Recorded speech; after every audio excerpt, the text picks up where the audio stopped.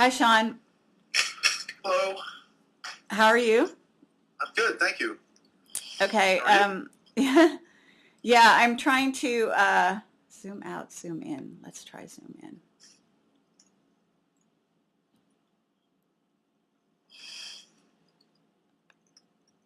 Oh, there they are.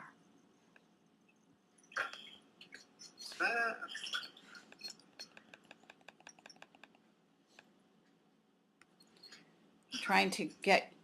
I'm trying to narrow this screen so it's just focused only on us. Okay, and now for some reason I have to put the chat somewhere else.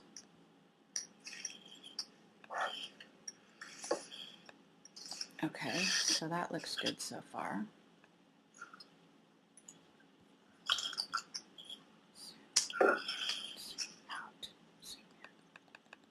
I have a headset for this.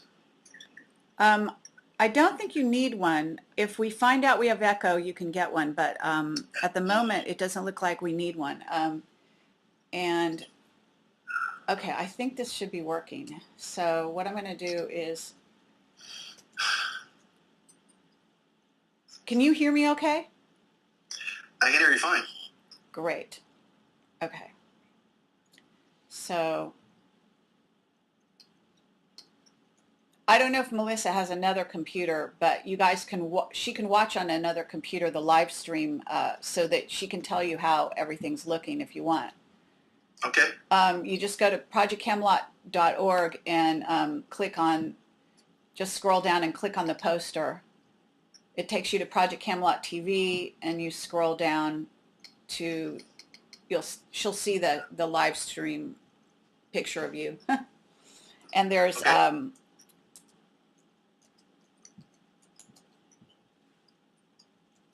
What happens is, you know, this will be recorded, and then other people will also be able to watch it even if they're not tuned in right now. Okay. And people type questions into the chat, and they're able to ask you questions as well. Okay. Turn up all the way. Okay, and you are live right now. Okay. And we've got people tuning in, so that's good. Looks like there's a commercial playing on because we don't pay for this channel, we can't avoid little commercials happening every now and then. All right. I can't see you. Okay, yeah, I haven't figured out what to do. Okay, so hold on. Can I have an amazingly glamorous model picture just of me rather than actually me? Well, the whole idea is for people to see your face and your reactions, and I mean, it's more like, you know, being in the room with you. Picture glows when you talk. It's very neat. It glows. Oh yeah, it vibrates or whatever kind of thing. Well, it's your it's alive. It's alive. Yes. Now I'm actually going to record this on film at the same time, because I don't trust live stream. Because if we have technical problems, then sometimes it makes things disappear. So Better with a headphone. Can you hear me okay, Sean? I can hear you perfectly. Great. I do, actually.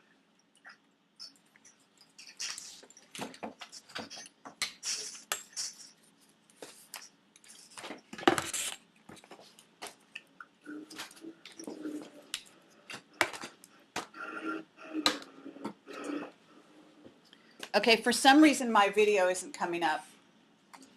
It should be, Okay. but it's not. I mean, that's okay. It's more important that people see you than that they see me in this instance. So I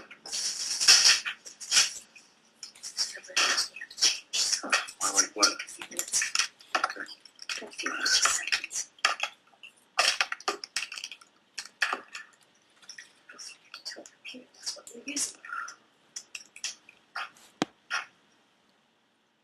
Okay, never mind. No, we can do it. Never mind. We just tell her right here. It's all right. It's okay. Yeah, you should be okay.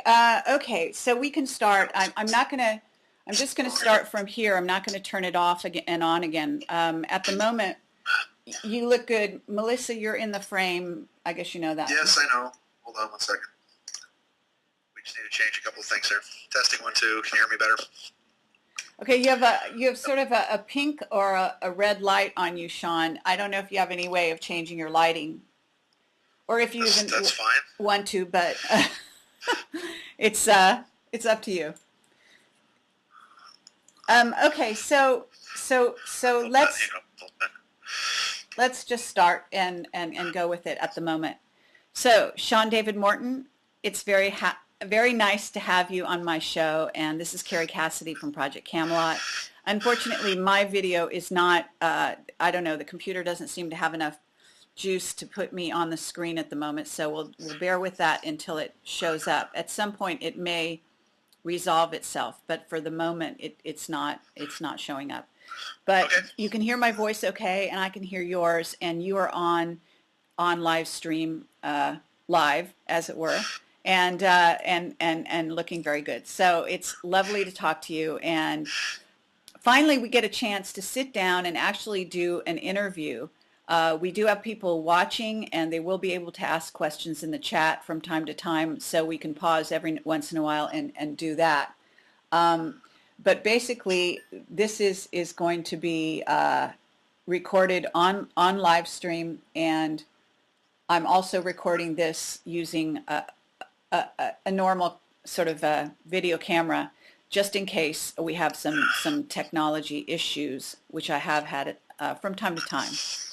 Okay, so Sean, I'd love you to introduce yourself, because there are some people that don't know who you are, and I know that's hard to believe because you're so well known, and you've been on Coast to Coast for many, many, many years, and Sean is a very well-known psychic, intuitive, and well, he's an author, he's a filmmaker, he's been on television. He really started out in the early days with UFOs, and really covers the gamut. He's been around a very long time. He doesn't look it, but he has been.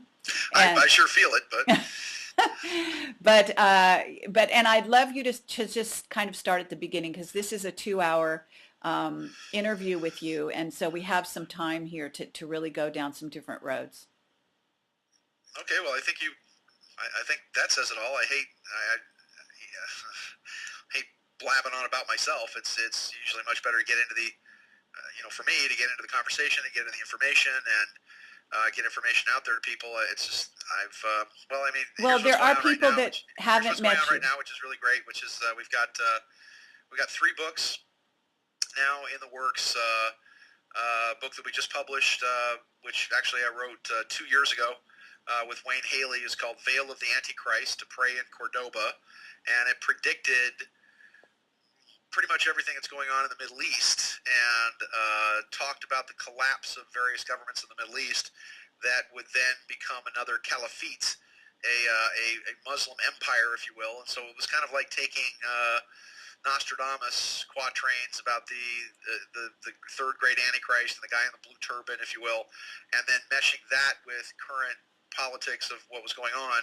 And it predicted, in essence, the book, which is available now, Veil of the Antichrist, to Pray in Cordoba, predicted the collapse of all these various governments and the rise of an Islamic holy man, the Mokwana, or the 12th Imam, or the Veiled Prophet, and about how he unites Islam together and then marches across Islam to retake Cordoba, Spain, which is where the Muslims ruled much of the world, actually, in what was called the Golden Age of Islam, from about the 9th to about the 12th century or so. So that was Veil of the Antichrist. We wrote it like 2 years ago, and we couldn't get it published because everybody thought that the scenario in it was too outrageous and too outlandish, and all these governments aren't just going to fall, and there's not going to be some holy man that's going to step into it.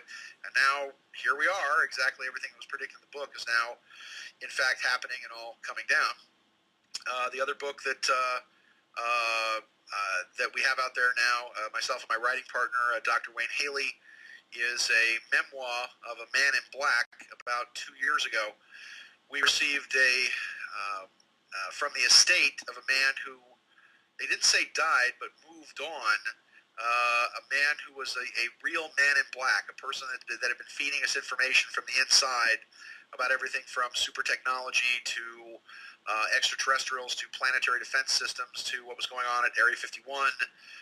So the book is called Sands of Time, and it's a 40-year memoir of a character named Dr. Ted Humphrey. That was the one thing we had to change in the book. We had to, under the agreement with the estate, we had to change the name of the man that we got the material from, because he still has a wife and a daughter that are living, but it describes his experience when his father disappears when he's 17 years old, and then he graduates from USC and then goes to Caltech and gets absorbed into the Montauk Project and is involved in early experiments with time travel in the early 1960s, and how this man actually rises up into a number of different top secret programs like Area 51 and all the things that were going on at Groom Lake, with the back engineering of saucers to a war or a conflict that went on between the United States government and apparently some extraterrestrials inside the Dulce Archuleta Mesa, to the current round of time travel experiments basically going on at Fallon Air Force Base in Reno, Nevada.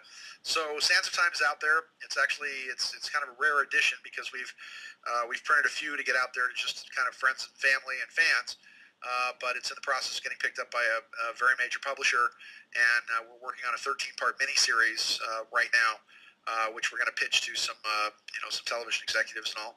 Awesome. And then one other book that we're getting. Sean, one second before you continue, I want to know, is what you're saying is that the book itself is based on the truth, though, that this man really does exist?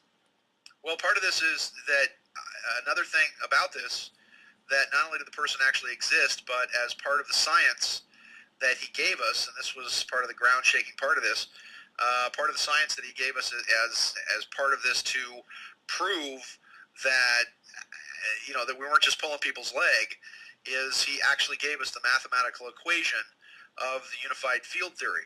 And so we now have a United States patent pending, not only on the unified field theory, but also on an application of the unified field theory, which is called the superluminal gravitational communication system, which we've been approached by some pretty major people on. It would be basically a global instantaneous communication system that would allow for instantaneous communication and transmission of virtually unlimited data, voice, video, whatever else, and distance is no challenge. You can actually instantaneously communicate, whether or not it's between you and I, and whether or not I was on Earth and you were on Pluto. You could instantaneously communicate, and it doesn't break the special or general theories of relativity, because it's actually using a folded space-time continuum application of the unified field theory. So in Sands of Time, we actually put the unified field theory and the explanation of how it came through, and some explanations of how Einstein actually came up with it, that he actually scribbled it on a piece of paper right before he died, actually in his office at Princeton, actually saw the equation and fell over dead, and they actually pulled the piece of paper out from underneath his head. And they've been using this now for many, many years inside the secret government. So people that want to know everything there is to know from about 1960 on, as far as what the reasons and rationales behind all of these things were, it is literally an insider's memoir of a man in black. So it's actually very cool, because we got one of the best agents in the business, Jeff Herman, and they just handed it to one of the top editors in the business, and they're talking about major publishing company actually picking it up and taking it over. So that's so that's some good luck, some good news about it. And then the last book that we're working on finishing up, that New Page Press is we're writing a book called The Hitchhiker's Guide to Astral Travel.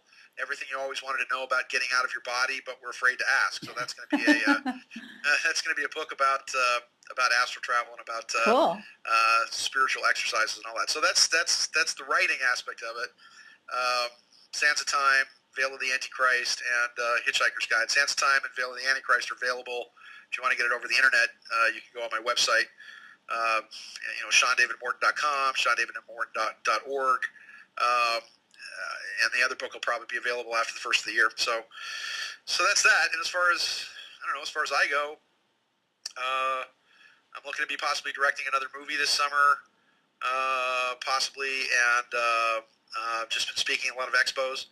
and volunteering my time with A Better LA, which is Pete Carroll's charity to help inner city kids and kind of counsel them, because my PhD is in therapeutic psychology and therapeutic counseling, actually. So it's been really rewarding for me to work with the guys over in West Adams and the people, and try to make the area around the University of Southern California better, and do what I can do to contribute to the school and its purpose and its mission, which is to help people. So That's what great. that's what I've been working on. And I'm a little tired today because I drove all day. I was visiting family in Reno, and I've been on the highway all day, so I'm a little subdued. And I was rushing home just so I could get on the Skype with you and put on my little tie and get all dressed up for you. Yeah, So, very, very impressive, I must there we say. Okay, Sean. Well, just for people that aren't familiar with your background, and I know it's hard for you to go all the way back there, but I still think that some of those stories are worth telling, and I like to have you get credit where credit is due, because I think that, as you've titled your book, The Sands of Time, a lot of this stuff that you've done in the past has kind of gone by the wayside and been forgotten about. I know you were on Coast to Coast with Art Bell in the early days, probably, nonstop. I don't even know how many times a year you would be on there. And you've also got a record of psychic hits that you've made over the years, and I'd like you to talk about that. Okay.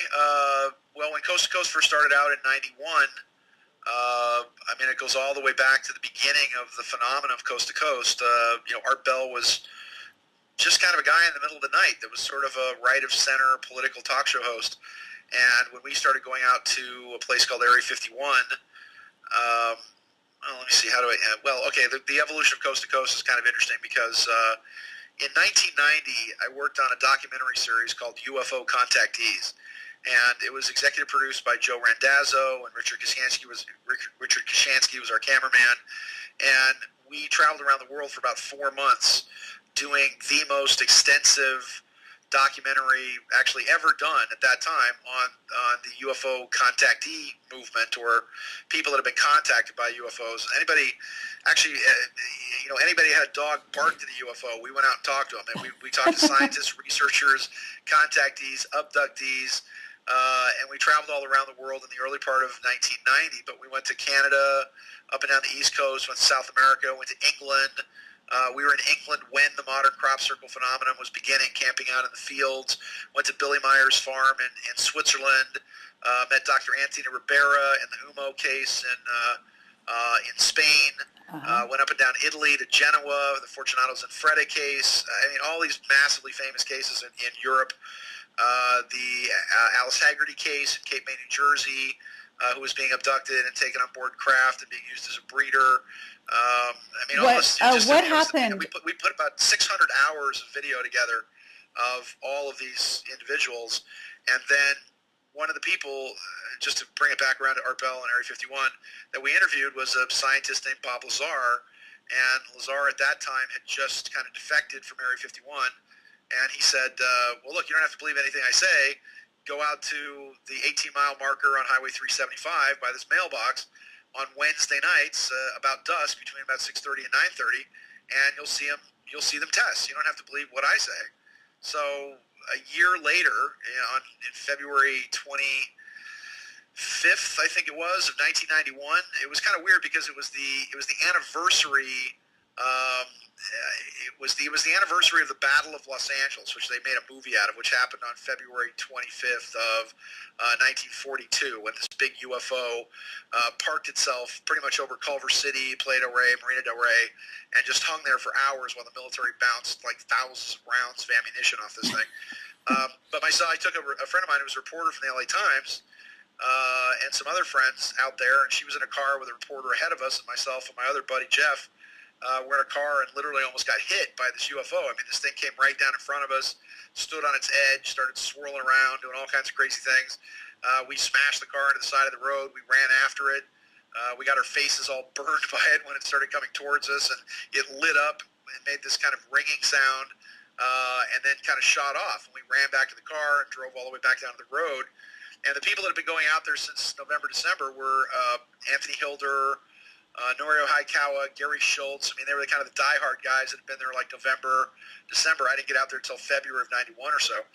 But we watched this thing bounce around in the bounce around in the valley for the better part of a couple of hours from a ways away, and then the next day, February 26th, it appeared on the front page of the Los Angeles Times, and that very much brought Area 51 out of the shadows and into the light of day. The only place that was open with a telephone was this place called the Little Ailey Inn that was run by lovely, lovely people, Joe and Pat Travis. And we started literally getting on the payphone and calling this guy Art Bell because he was the only person we could pick up on our radio, and he was the only guy that was actually on that late at night. And we started calling Art about all these adventures we were having out at Area 51. And Art just became fascinated with it. And as I started to call in, my relationship with Art kind of evolved because I was more of a kind of a spiritual and intuitive psychic that was just that had stumbled onto Area 51. And in May of '91, I found this hilltop that actually looked down on the base, and I realized that I could climb up this hill, which was on public land, and look right down their throats. And some very strange stuff happened that day, and there was a huge sandstorm that was actually epicentered at Area 51, and there were helicopters that crashed, and Vegas blacked out, and all kinds of very, very weird stuff happened the day that I actually found this hilltop, which was like May 30th, I think, of '91. A couple of weeks later, myself and a friend of mine, Fred Isles, and I went out, snuck up there, hit in the rocks, and actually filmed things going on at the base, which also included this really funky bright light that used to actually come in every morning, Thursday morning at about 4:50 a.m., and which we learned was actually what some people thought was a UFO actually was just this plane that was coming in and lighting up and then coming down and then landing at the base. But sometimes it was a plane that would light up and come in, and other times there was another object that would pop up at 4:50 a.m. that would then juke around and do all kinds of crazy things. But on this particular occasion, this video, which always pains me because it's shown on virtually every TV show that's ever been done on Area 51 has my footage in it. I don't know how they stole it, but shows that plane. And I've been accused of, it's a hoax or a fake or whatever, and I've never said anything other than the fact that it's been a plane. You hear us on the tape going, it's just a plane. But they show it because it looks all spooky in the fog and whatever else. But we had other video of the ships moving around and all that. So, my jumping up and down about this thing for a while literally turned Area 51 into an international phenomenon. And I took a lot of celebrities out there and film directors and things that led to the movie Independence Day, and we took the cast of the writers for The Simpsons out there, and I took Betty Thomas, who was a very famous director. I mean, a lot of people just kind of got on board with this, and I just thought it was fun. I was just going out every couple of weeks, and people said, well, put something together. So we used to put these vans together, and everybody kind of pitch in, and we'd go out there and start spending the night, and then everything got moved in '93. So we were out there for about 6 months or so without seeing a thing, and then we finally just kind of gave up, realizing a lot of stuff had been moved to Utah. And in that period of time, then Art Bell, my relationship with Art Bell and Coast to Coast sort of kind of blossomed because Art was starting to let me talk about my predictions, and he had heard about how I predicted the San Francisco earthquake in 1989. I'd made the predictions on the air months in advance about the Northridge earthquake. I said it was going to happen in Northridge. I gave the epicenter. I gave the magnitude. I think I actually missed the exact date of the quake by about 10 days. Because of that, I got all kinds of death threats and whatever else. So over the course of this, Art show at its height was being listened by 26 million people around the world, and that actually comes from the statistics from Clear Channel when they bought it.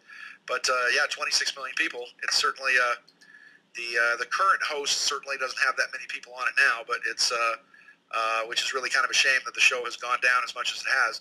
But so that's what's going on, and it gave me a chance, not only in my Delphi Associates newsletter, to write down my predictions, to say, look, this is what I'm predicting. Here it is in black and white, and then get on the air in front of 26 million people and make a prediction. Which I think had Art kind of scared. I mean, it got to the point where I would say things on the radio and they would happen and so dramatically occur exactly the way that I was talking about, that Art started to be kind of the opinion that, well, Sean, I don't know if you're predicting it and it happens, or because you say it in front of this many people that it happens because you say it.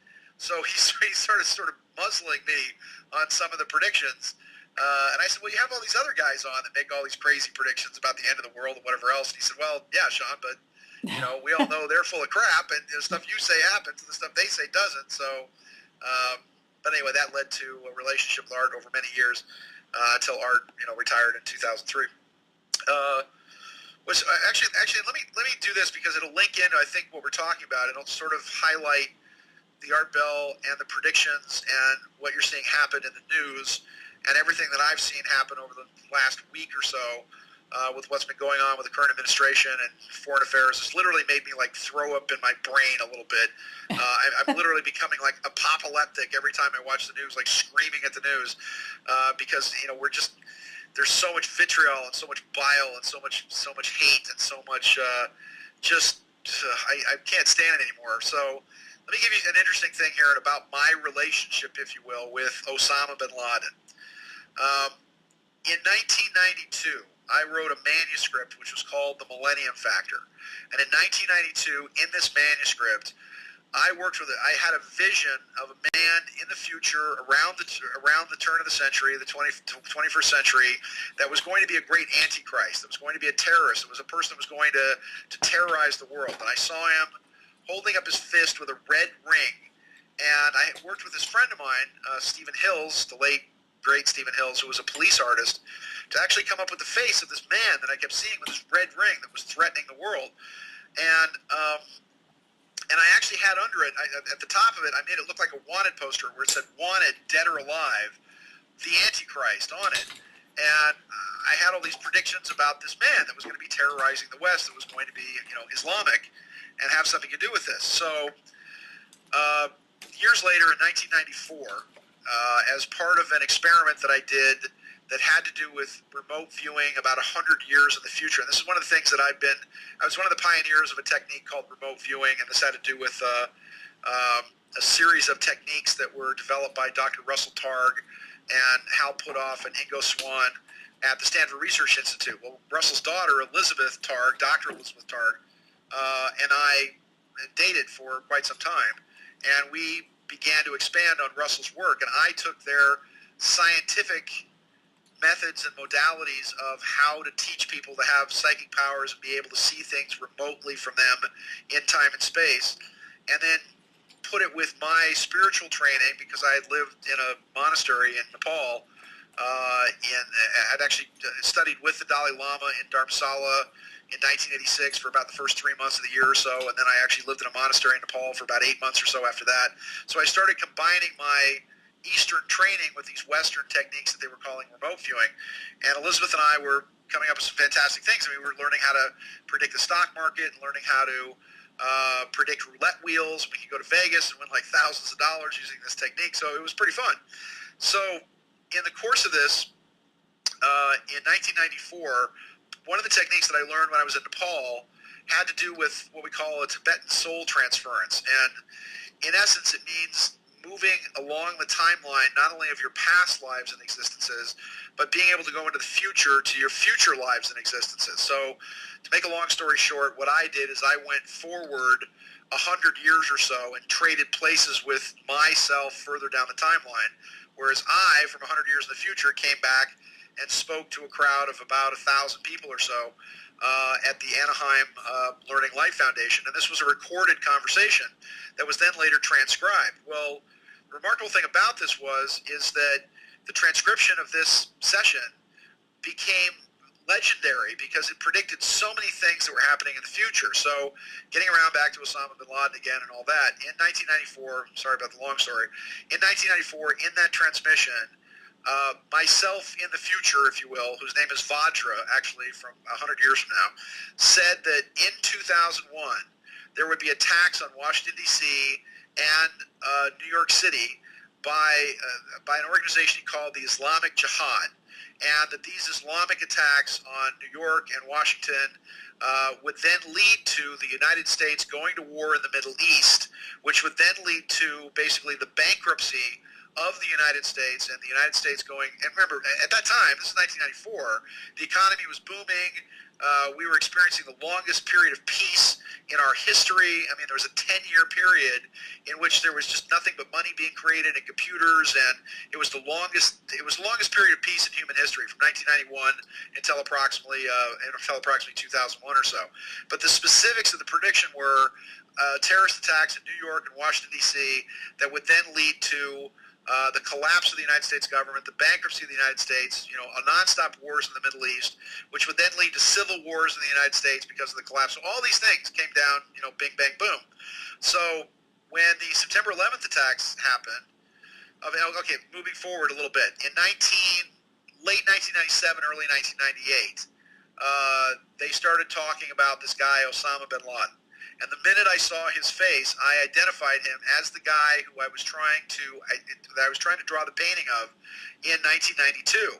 So in my newsletter in, I think, January of 1998, I ran my picture from the wanted Dead or Alive from 1992 next to Osama bin Laden's face, and actually you could tell they were the same person except without the beard, with my saying, look, this is the guy that I'm seeing. This is the person that is going to be responsible for terrorist attacks in the United States, and this is the person that's going to, and he's going to use airplanes. He's going to use the aeronautic infrastructure of the United States to do something that has to do with airplanes. It's going to have to do with Washington and New York. So then progressing ahead on this, obviously then the September 11th attacks occur. They pin it on Osama bin Laden. I am also, let me say the caveat of this, that when after the attacks occurred within 4 days of my newsletter, I was the first person to be saying that this is a conspiracy. This is not what it looks like. There was information from the inside that was saying that this was that this was basically a setup, and all the inside things and all the conspiracy stuff is right. But when you're looking at something psychically and you're trying to see something in the future, you just see kind of the big picture. Right. So I go on Art Bell.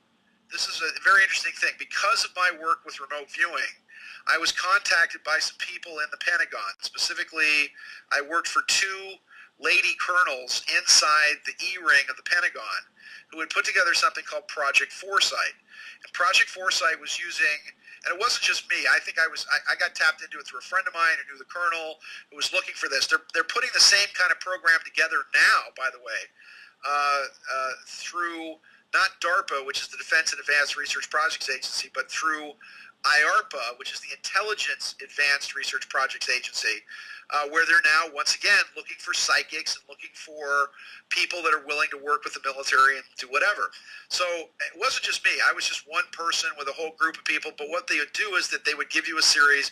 If you're familiar with remote viewing, they'd give you a series of coordinates, and then you'd spit back information at them, and if your information rang a bell with what it was they were doing, they would start giving you more information and feeding you more things and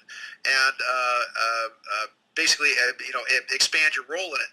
So one of the things that I did was that they specifically wanted to know where a target was going to be at a specific period of time.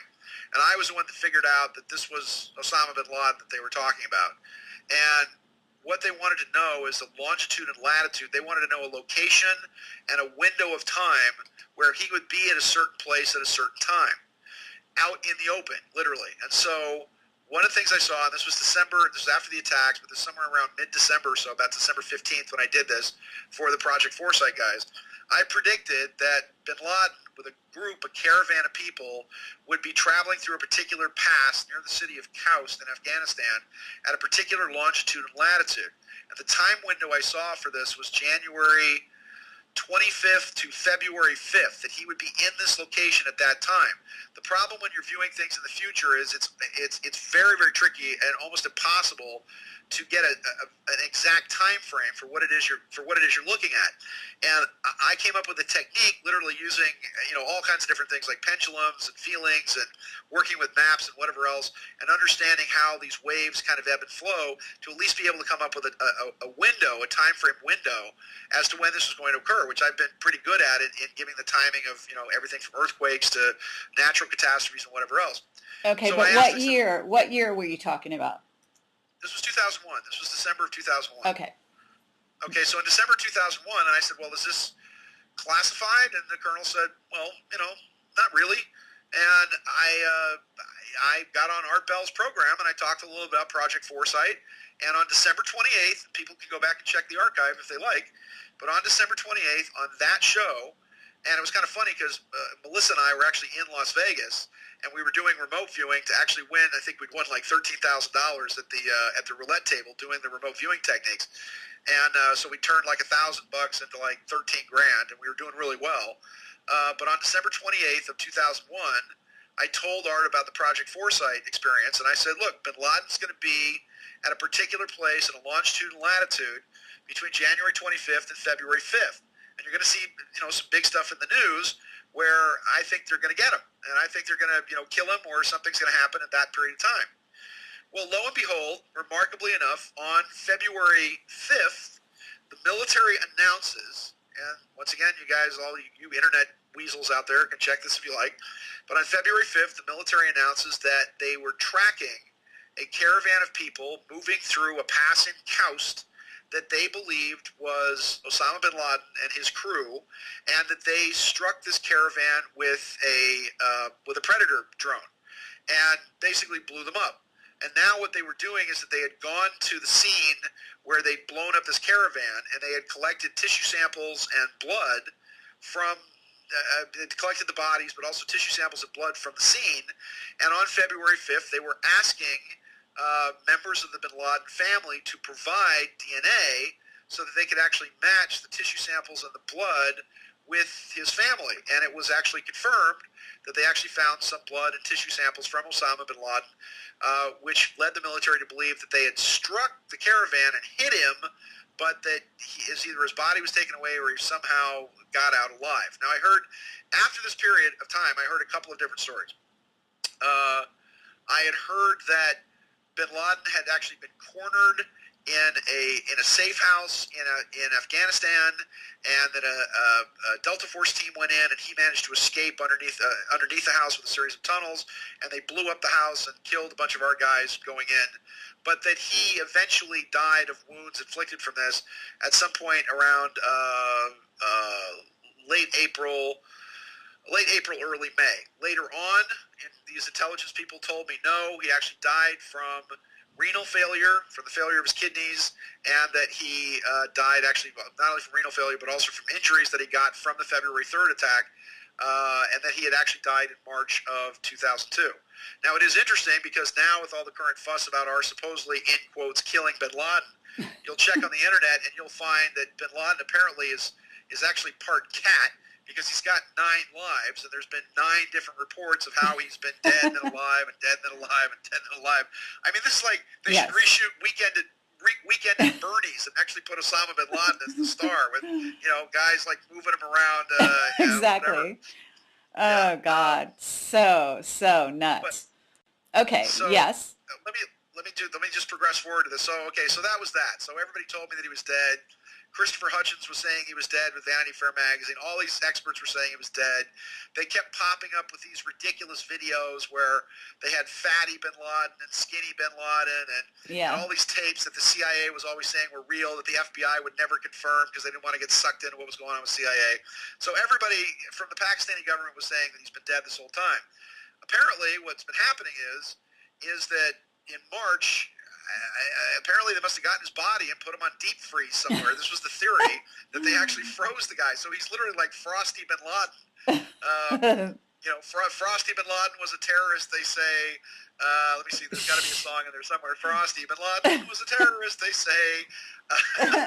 No, but also for 9 long years. Well, apparently there were he was employed by the CIA from day one, basically, and obviously the Bushes are huge good friends with his family and so on and so forth. So in the end, I believe that there was also the idea that there could be clones. There were clones created. So well, I don't think it's that complicated. But let me just progress forward just to tell you some other things that we know. Okay. In March of 2003, this is just to give you an idea of how sneaky these guys are. In March of 2003, I think it was the exact same date. It was the anniversary of the date where Obama went into Libya, also without the permission of the U.S. Congress, which is an impeachable offense. I might also want to point out that the attack in Afghanistan on the compound is also an open and active war against a sovereign nation, also without approval from Congress or anybody else, which is also an impeachable offense. And nobody seems to point out the fact that we've literally gone in and conducted a military operation in foreign soil. Right. But in March, when we began the war against Iraq, which I believe was March 19th of 2003, we captured Saddam Hussein. And we captured Saddam Hussein somewhere around the 1st of April, actually, of that year. And we had Saddam Hussein literally on ice until they pulled him out of a rabbit's hat on December 3rd, where they pulled him out of the magic hat and said, oh, here you go, here's Saddam Hussein. Where they pulled him out of the magic hat on December 3rd of 2003. Now, here's what's interesting about this. I was actually shooting a huge documentary called Prophecy of the Pyramids, which I had written and I was hosting.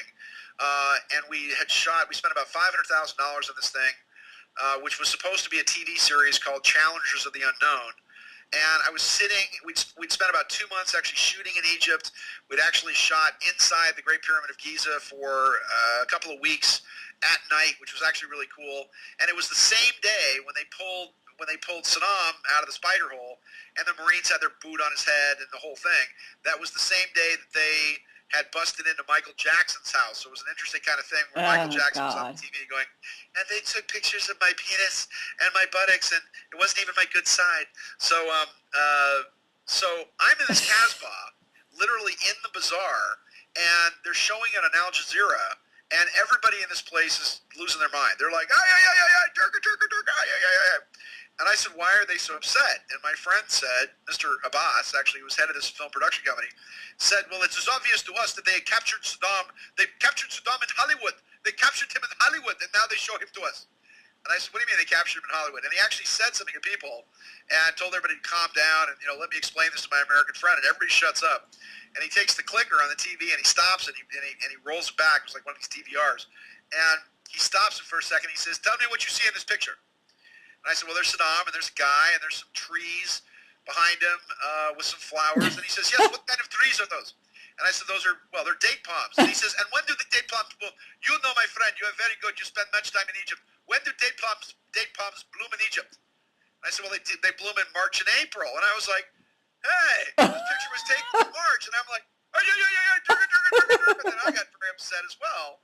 And I love it. realized that all the photos of Saddam were taken in March and April. Then I'm in New York. This was literally 3 or 4 months ago. I'm in New York, and I'm on the Joey Reynolds Up All Night show, and Joey Reynolds has been a very good friend of mine, and I was on a TV show there. The producer of his show comes over to me. I'm not going to tell you his name, but, the producer of the show comes over to me, and he says, look, I was Special Forces in Iraq. I was in the Army, and I am telling you that you are absolutely right. I can confirm what it is you're saying, and I know that I've heard you on the radio say this before, but I was one of the guys that was beating the crap out of Saddam Hussein the first week of April, and I can tell you for a fact that we hung on to this guy for 9 months to give us an excuse to storm around the country and loot the museums and loot the banks and do whatever else. So now let's move forward to the Obama. It's so interesting how those two names are just becoming intertwined. Go ahead. If we move on to this, just off the top of my head, now you have to understand I've literally been on a mountain for like a week. I've not heard too much about this, so your audience might forgive me if I'm blowing some of the details here. But it is interesting to me. With your encyclopedic mind, you're incredible, Sean. So for you to blow a detail is just almost next to impossible in my long knowledge of you. But go right ahead and give it a shot. I just want to put this out to you and to your audience, and it used to be the job of the media to question things. And you and I both know, Kerry, that you're probably one of the last people out there. You know, you're the last of the lowest lanes, as they say, because obviously the media doesn't question things. Right. Thank Obviously, you. they eat up with a spoon everything that Obama and this administration just wants to vomit on them. Yes. And say, oh, isn't this yummy, this food you've created for us? And I think if you look at the trifecta of what's going on here with Obama, and let me just put some puzzle pieces out there for you, and you have this fantastic audience out there.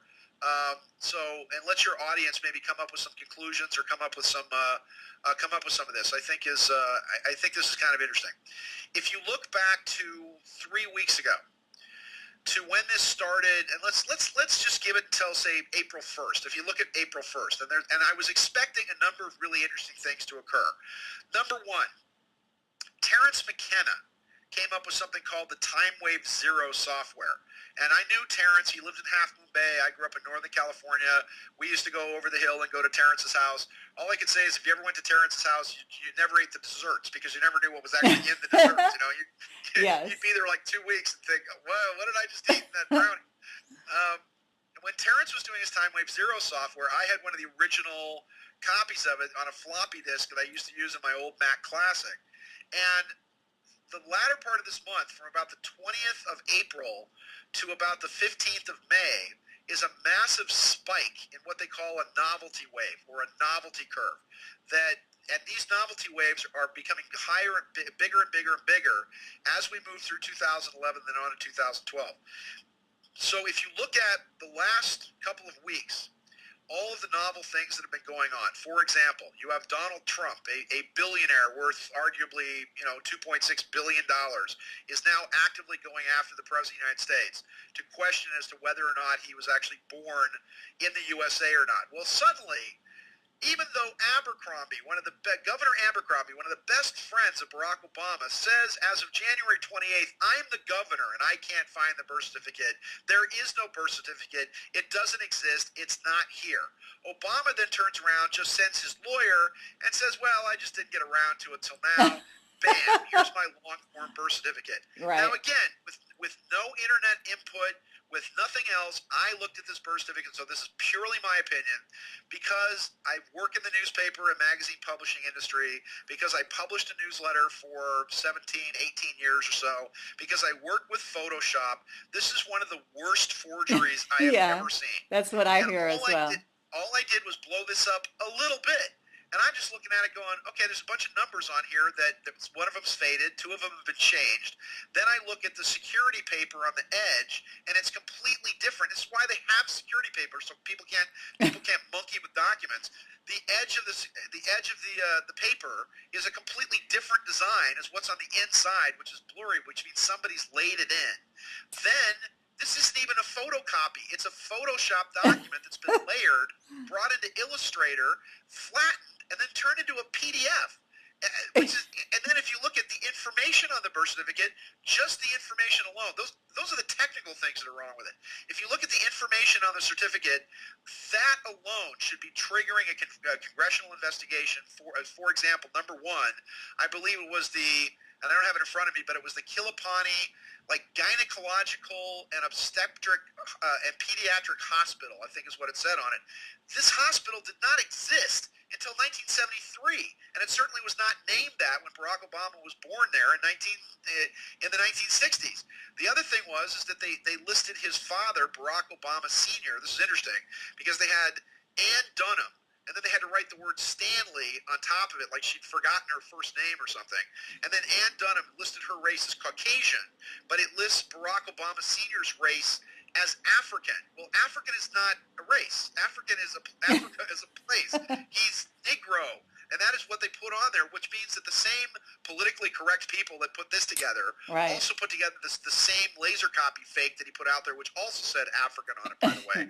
So just those things, the fact that the name of the hospital's wrong, the fact that it's African instead of Negro, the fact that you have numbers that have been actually switched to the top, there should be a congressional investigation upon this right now. Well, also, not only, but I mean, putting out a forgery, if he did nothing else wrong in his whole regime, putting out the forgery and saying is lying to Congress and the American people, that's also a actionable offense. Just that alone. Sure it is. Well, and again, and I'm not one of the birther guys because here's the and let me put it out there to people who are all going to jump up Neither and am down I. about this. It is a moot point. It is a waste of time because there are so many bigger and better things that people should be getting upset about. And Right. look, I'm telling you, this guy was born in Kenya. I am telling you, we don't know where the hell he was born. We don't really know who his real parents are. We don't know where. For all we know, this guy was born at midnight on 6/6/66 on the city of the Seven Hills in Rome of a jackal with a 666 on his forehead, and and now he's been shuffled off. I mean, if you look at Obama's history, I was going to write a comedy called Barry, because you could literally put this into a comedy, that this schlub, this guy who was a crack addict, this guy who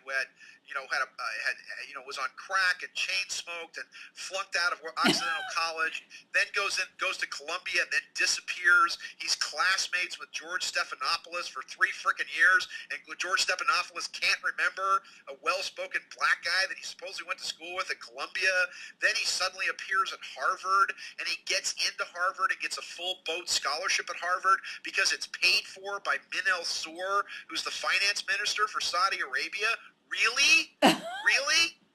Really? And then he completely lucks out because he runs for Congress, he runs for Senate in Illinois, and the only reason he ran is because he was a Democratic sacrificial lamb, because nobody in their right mind was going to run against Jack Ryan, who was the Republican senator for Illinois. He was 18 to 26 points ahead in the polls. Suddenly, and this is my theory about how the Borg are responsible for Barack Obama. Have I ever told you my theory about how the Borg are responsible for Barack Obama? You want to hear it? Yeah, sure, absolutely. Okay, are you a Star Trek fan? Not quite, but sort of, yeah. Okay, all right. Well, for those people out there, for your geekosaur people who are Star Trek fans out there, there was a Star Trek show called Star Trek Voyager, and the Star Trek Voyager. Let me just briefly. Star Trek Voyager gets in a fracas with this being called the Caretaker that then shoots Voyager to the other side of the galaxy into the Delta Quadrant. As they're making their way home, they come in contact with the Borg. They capture a female Borg, pull off all her accoutrements, and put her in this gorgeous skin-tight suit. And she becomes 7 of 9, who becomes part of their crew. 7 of 9 is played by this absolutely gorgeous actress named Jeri Ryan. Jeri Ryan decides that she's going to get a divorce from her husband because her husband apparently took her to a sex party in France. Of course, and that's an oxymoron right there, because just going to France is kind of a sex party. In and of Stop itself. it. Just walking around the streets of France is a Oh, sex party. forget it. And Okay, a sex stop. party in France where he supposedly forces her to kiss a girl and then divorces her husband. Well, somebody releases these documents, and as they release these documents about him supposedly going to the sex party and making his wife kiss a girl, the guy that she's married to just so happens to be Jack Ryan, who is the Republican senatorial candidate and Republican senator for Illinois, and he is forced to drop out of the race, and guess who wins the Senate? Oh, Barack Obama. God. It's so sick. Okay, great. He gives one speech at the Democratic convention, and 4 years later, this guy with 147 days of work experience, less experience than you need to run a Burger King, this guy becomes president of the United States. It's fascinating. It's amazing. It's stupendous. Sean, you should have your own television show. You're just a hysterical person.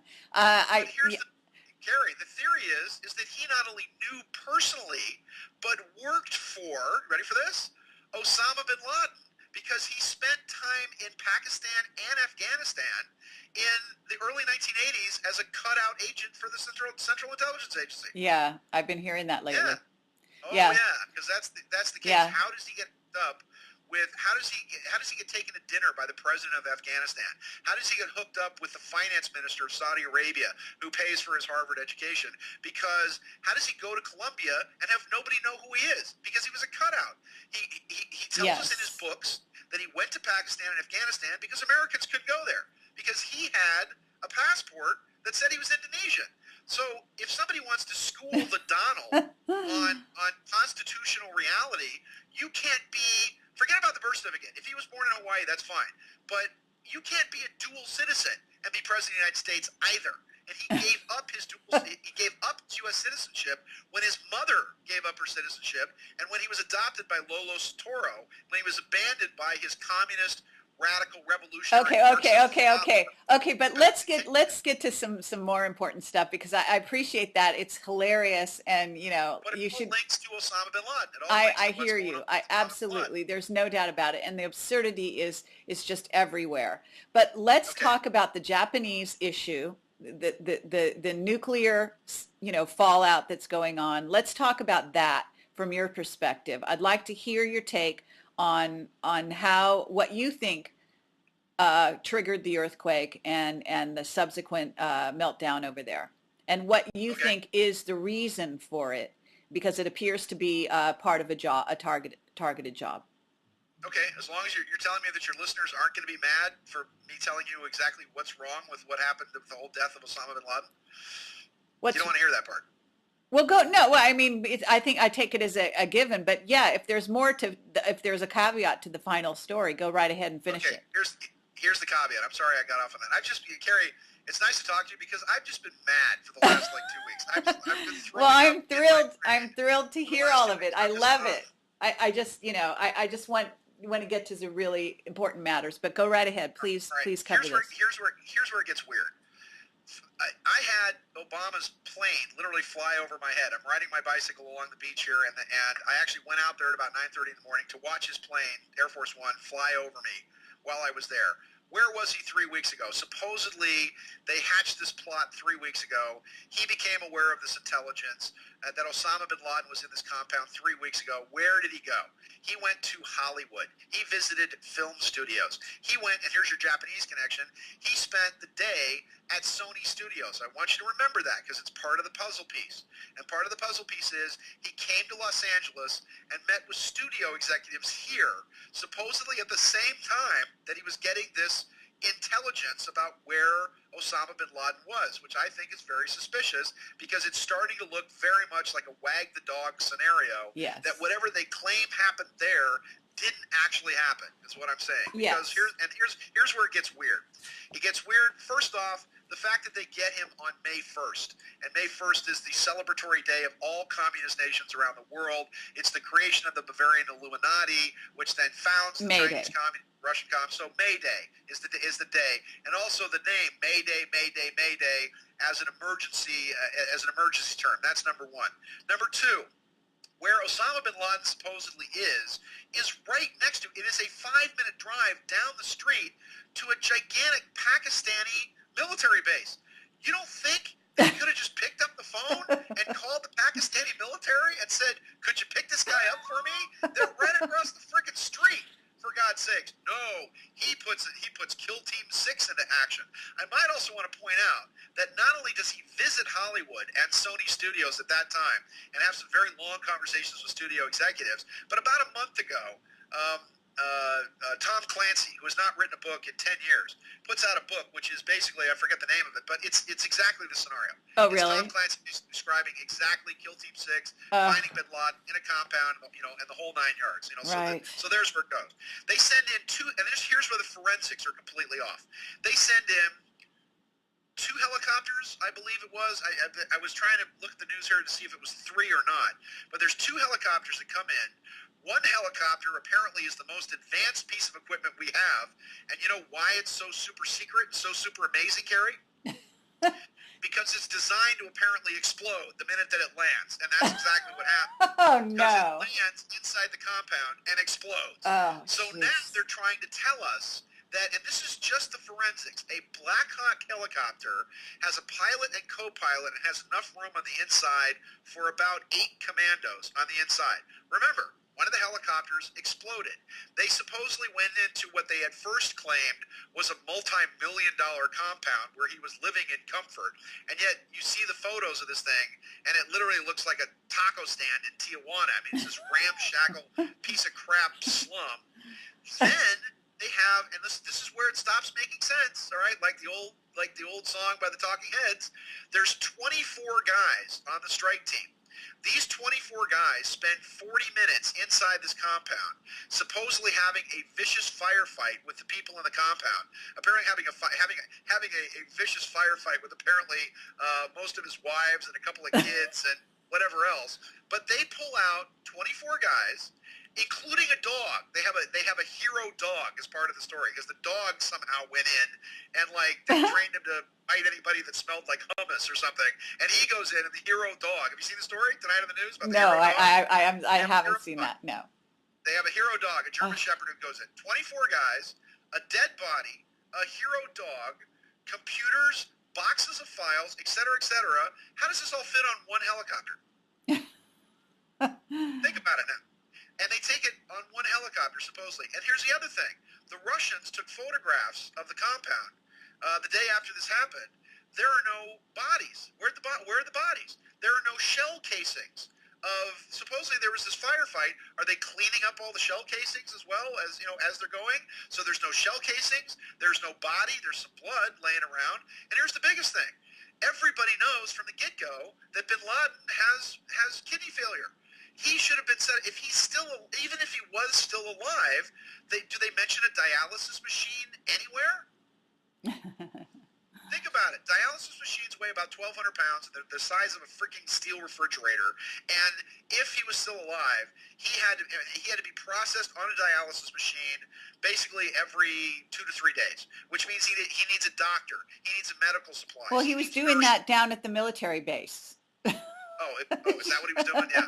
And again, I might also want to point out, aren't the Pakistanis our allies? Is there some reason why they didn't inform the Pakistan military, again, practically across the street, that he was right there? We have to send in a top secret team.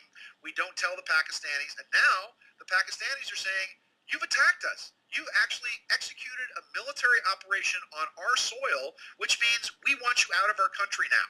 Which means that they're kicking the United States out of Pakistan. Well, that's what they wanted, but that's what they want anyway. They want a war between Pakistan and India. I mean, that's part of this whole scenario. Well, I'm not so sure about that, but what Peking did today is Beijing wrote a letter to the United States that basically said, if you do this again, that an attack on Islamabad is an attack on China. So now the Pakistanis it's forced them to now align with the Chinese to stop the United States from doing this. Yeah, well, I wrote a screenplay about that. Yeah, interesting. Several years ago. Let's say they have Osama bin Laden. Well, okay, this is the first time that we've captured a terrorist, and we have not run photos of the terrorist within either minutes or hours. We had Uday and Qusay Hussein on ice for about 11 days before we actually burned them up. We had al-Zakari's photo all over everywhere. Every terrorist that we've shot or killed, we've taken photographs of and plastered all over the press. They showed the photos of a supposedly dead Osama bin Laden to 4 members of Congress. 2 members of Congress said, looks kind of like him, and the other 2 members of Congress say, I think they're fake. So they're 2 for 2 showing the photos. I'm not kidding. It was on the news, Scott Brown. I know, I hear you. Okay, can we now move on to Japan? I mean, okay, it's hilarious.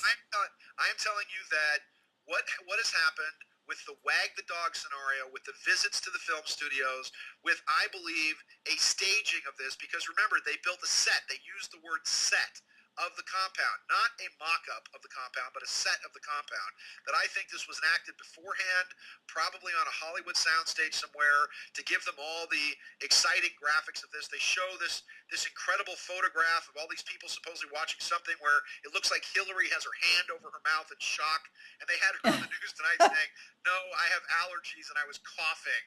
And no, I'm not in shock. I was going, I was coughing because of the allergies. Well, if she was in shock, then it's not even her, because after what she's gone through, nothing shocks her. Okay. But this thing will be the 9/11 as this begins to unravel and unfold. And when they took him to the ship, of course, if they had his body, they can't do an autopsy of him because they'll find that there are ice crystals in his blood, and this son of a bitch has been frozen probably since 2002. And of course, and I might say thank you so much that he got the same burial as JFK Jr. did, because that's another body that they don't want you to see. And now they're on there saying, well, we need to demolish the compound as quickly as possible because we don't want this to be a shrine for terrorists, which means already they're talking about getting rid of the evidence. Yeah, exactly. This conspiracy, this is the first time you're hearing this, by the way. This is exclusive stuff that comes from people on the inside. This conspiracy will be the 9/11 of Obama's administration, very much like 9/11 unraveled underneath the Bush administration. And on the Kerry Cassidi Project Camelot show, I am giving you a list of things that come from people inside the Pentagon who are shaking their heads going, oh my God, I can't believe they think they're going to get away with this. Oh my God, the forensics don't add up.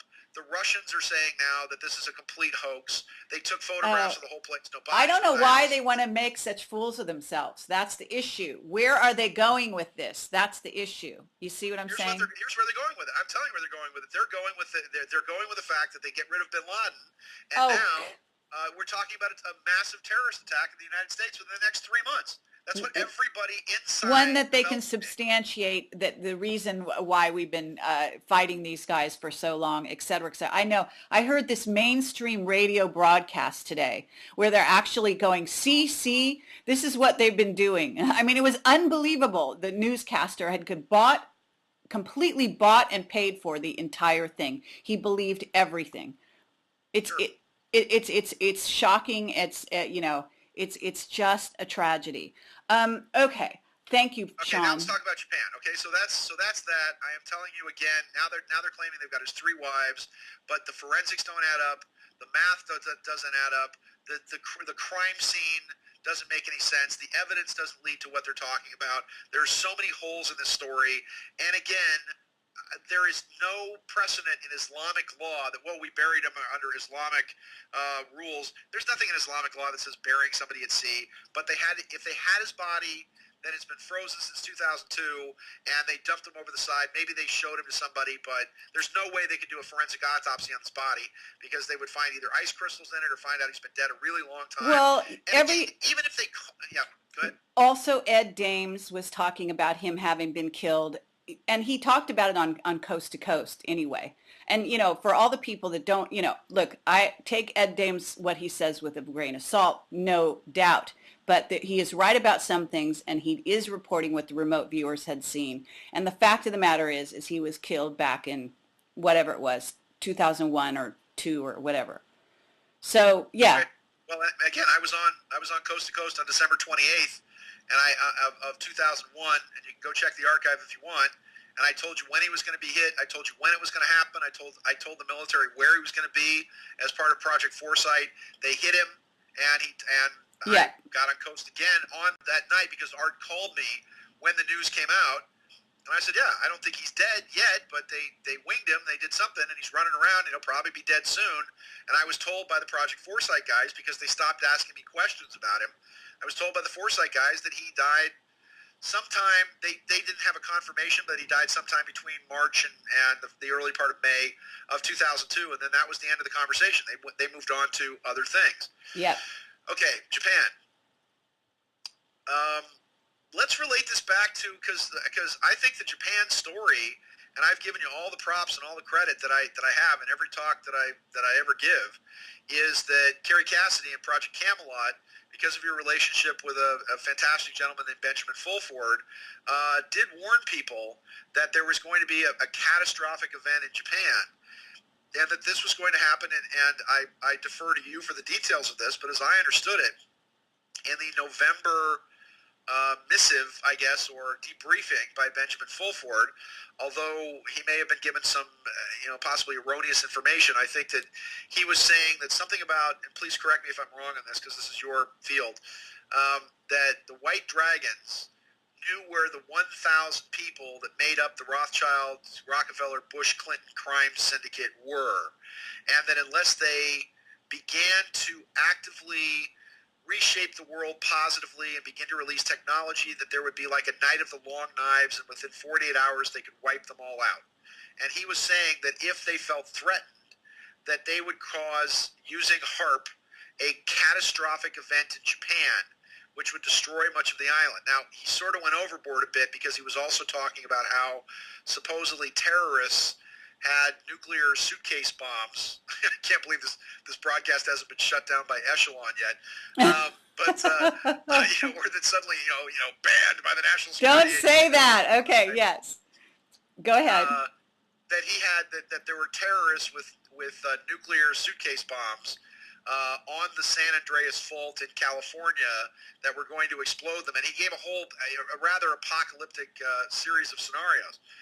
Now, this is where it gets interesting. Okay, so that's Mr. Fulford talking about that. Was I corrected pretty much the details? Yes, except, well, okay, but there have been a lot of extenuating circumstances since then and so on. So, but in essence, it is kind of played out in a way. I mean, go ahead. I mean, there's so much to this that I'd like to just get your take, because I've been putting our take out there for quite some time. Okay, so when the quake happened, and it's interesting from a number of different aspects as far as the timing of it goes. I was on a cruise to Mexico, and we had there was about 300 people on this cruise. It was fabulously successful. I was volunteering my time to speak on the cruise, but we had Dr. Susan Shumsky, we had Patricia Cota-Robles, Daniel Brinkley, Richard Hoagland, Jim Mars. I mean, these fantastic luminaries in the whole New Age community. And a person that's one of my personal heroes is Dr. Carl Johann Kalaman. And Dr. Kalaman, I began reading his books. His first book was called The Mayan Calendar. The second book, which I think was one of the best books and continues to be one of the best books ever written on the subject, is called The Mayan Calendar and the Transformation of Consciousness. And his latest book is called The Purposeful Universe.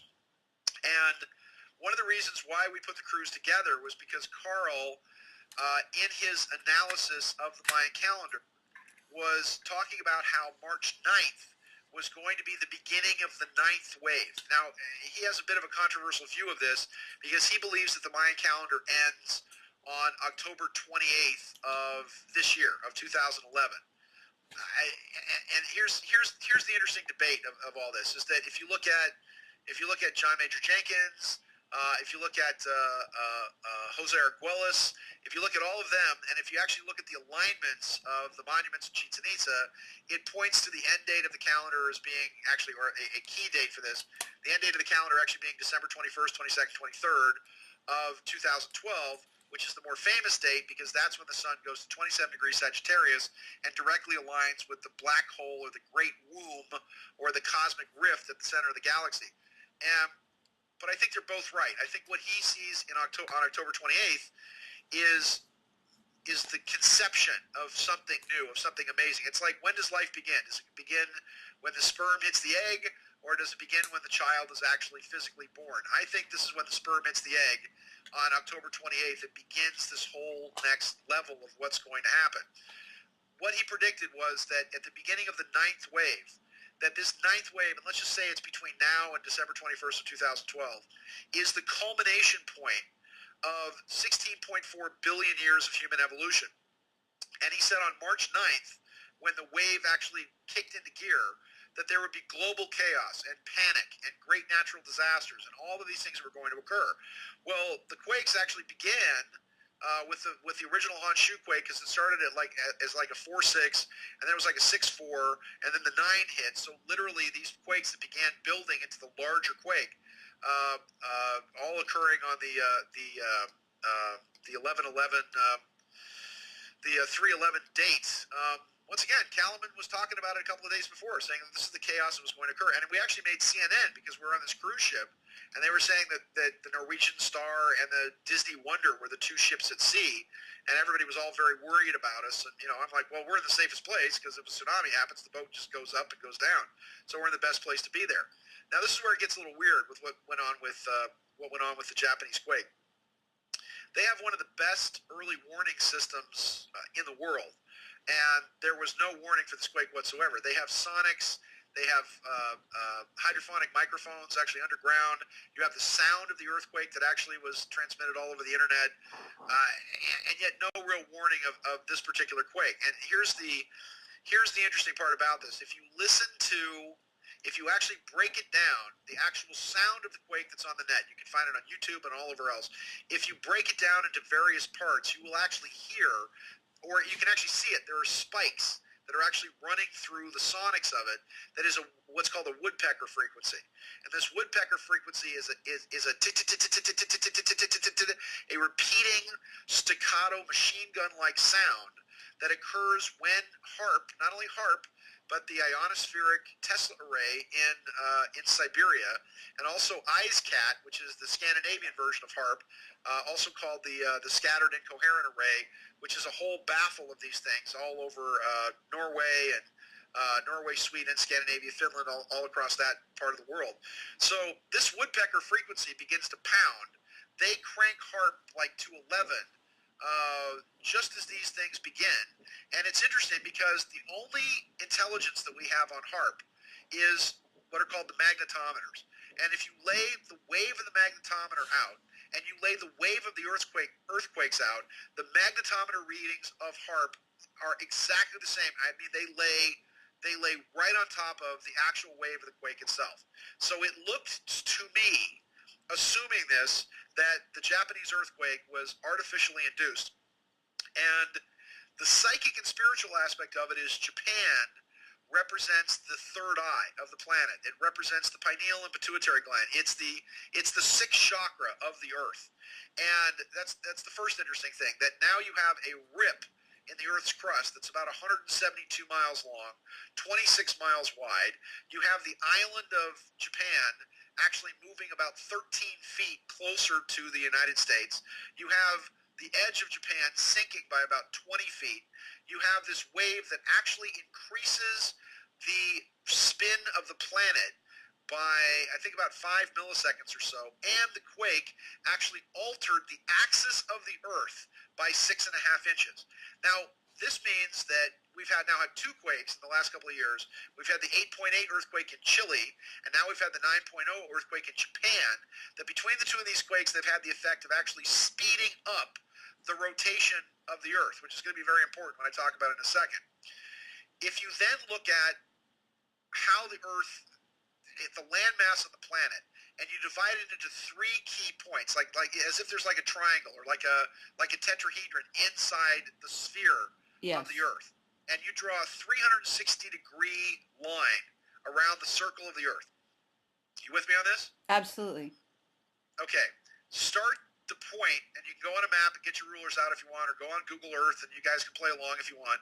If you actually start at the Great Pyramid of Giza in Cairo, the Great Pyramid of Giza is built on a 25-acre, perfectly square level. And the pyramid itself is actually built in such a way where the bottom of the pyramid is actually slightly curved, because the Egyptians or whoever built the pyramid knew the exact circumference and the exact shape and size of the planet.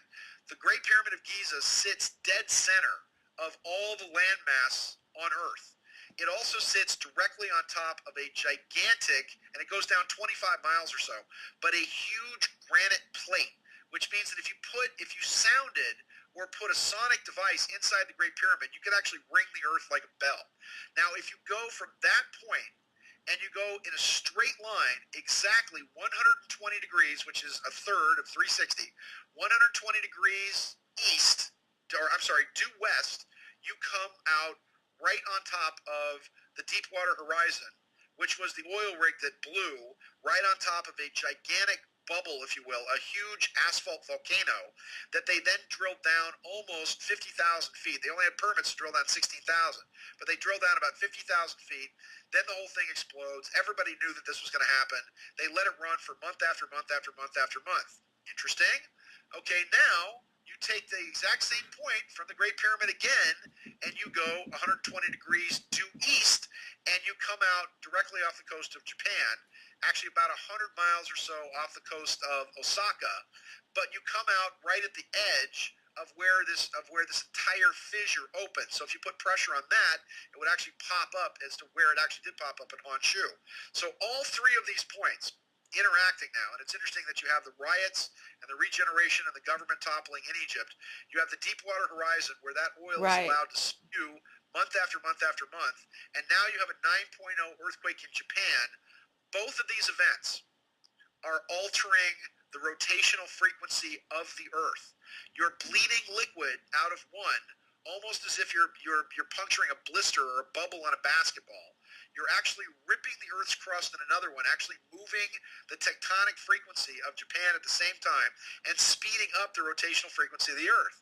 Now, if you combine all these things together into a grander conspiracy, if you will, and you take all of this with all of the things that the super elite are worried about, and the biggest things they're worried about in 2012, outside of human consciousness shifting, is they're terrified that the sun is going to go into a gigantic cycle called Cycle 24, and that Cycle 24 is going to be the worst cycle that we've seen since a solar flare wiped out most of the life on this planet 14,500 years ago. That's number one. Right. Number two, magnetic north and true north since 1945 have been moving towards each other. So you have true north up here at, I don't know, where Santa Claus's house is, and then you have magnetic north here.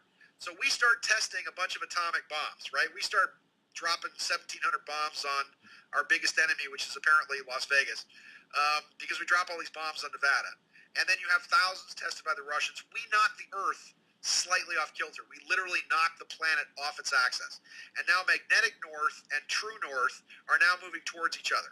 And they've been going towards each other at a pretty steady clip of about 40 years or so, or about 40 miles each year. And that as it's got closer to it, it's starting to speed up. Suddenly, in 2009, once again, our buddy Barack Obama goes to Oslo, Norway. And in Oslo, Norway, he accepts the Nobel Peace Prize. Well, I say, God bless him, and thank God Barack Obama accepted the Nobel Peace Prize, because, let me see, we're at war in Afghanistan, Iraq, Libya, we've just attacked Pakistan. Can you imagine how many wars we'd be in if he didn't win the Nobel Peace Prize? So thank God he won it. Otherwise, we'd be done. The apocalypse would already have happened. So thank God for Barack Obama that he accepted that Nobel Peace Prize. But while he was there, on December 9th, there was this weird spiral that appeared in the sky.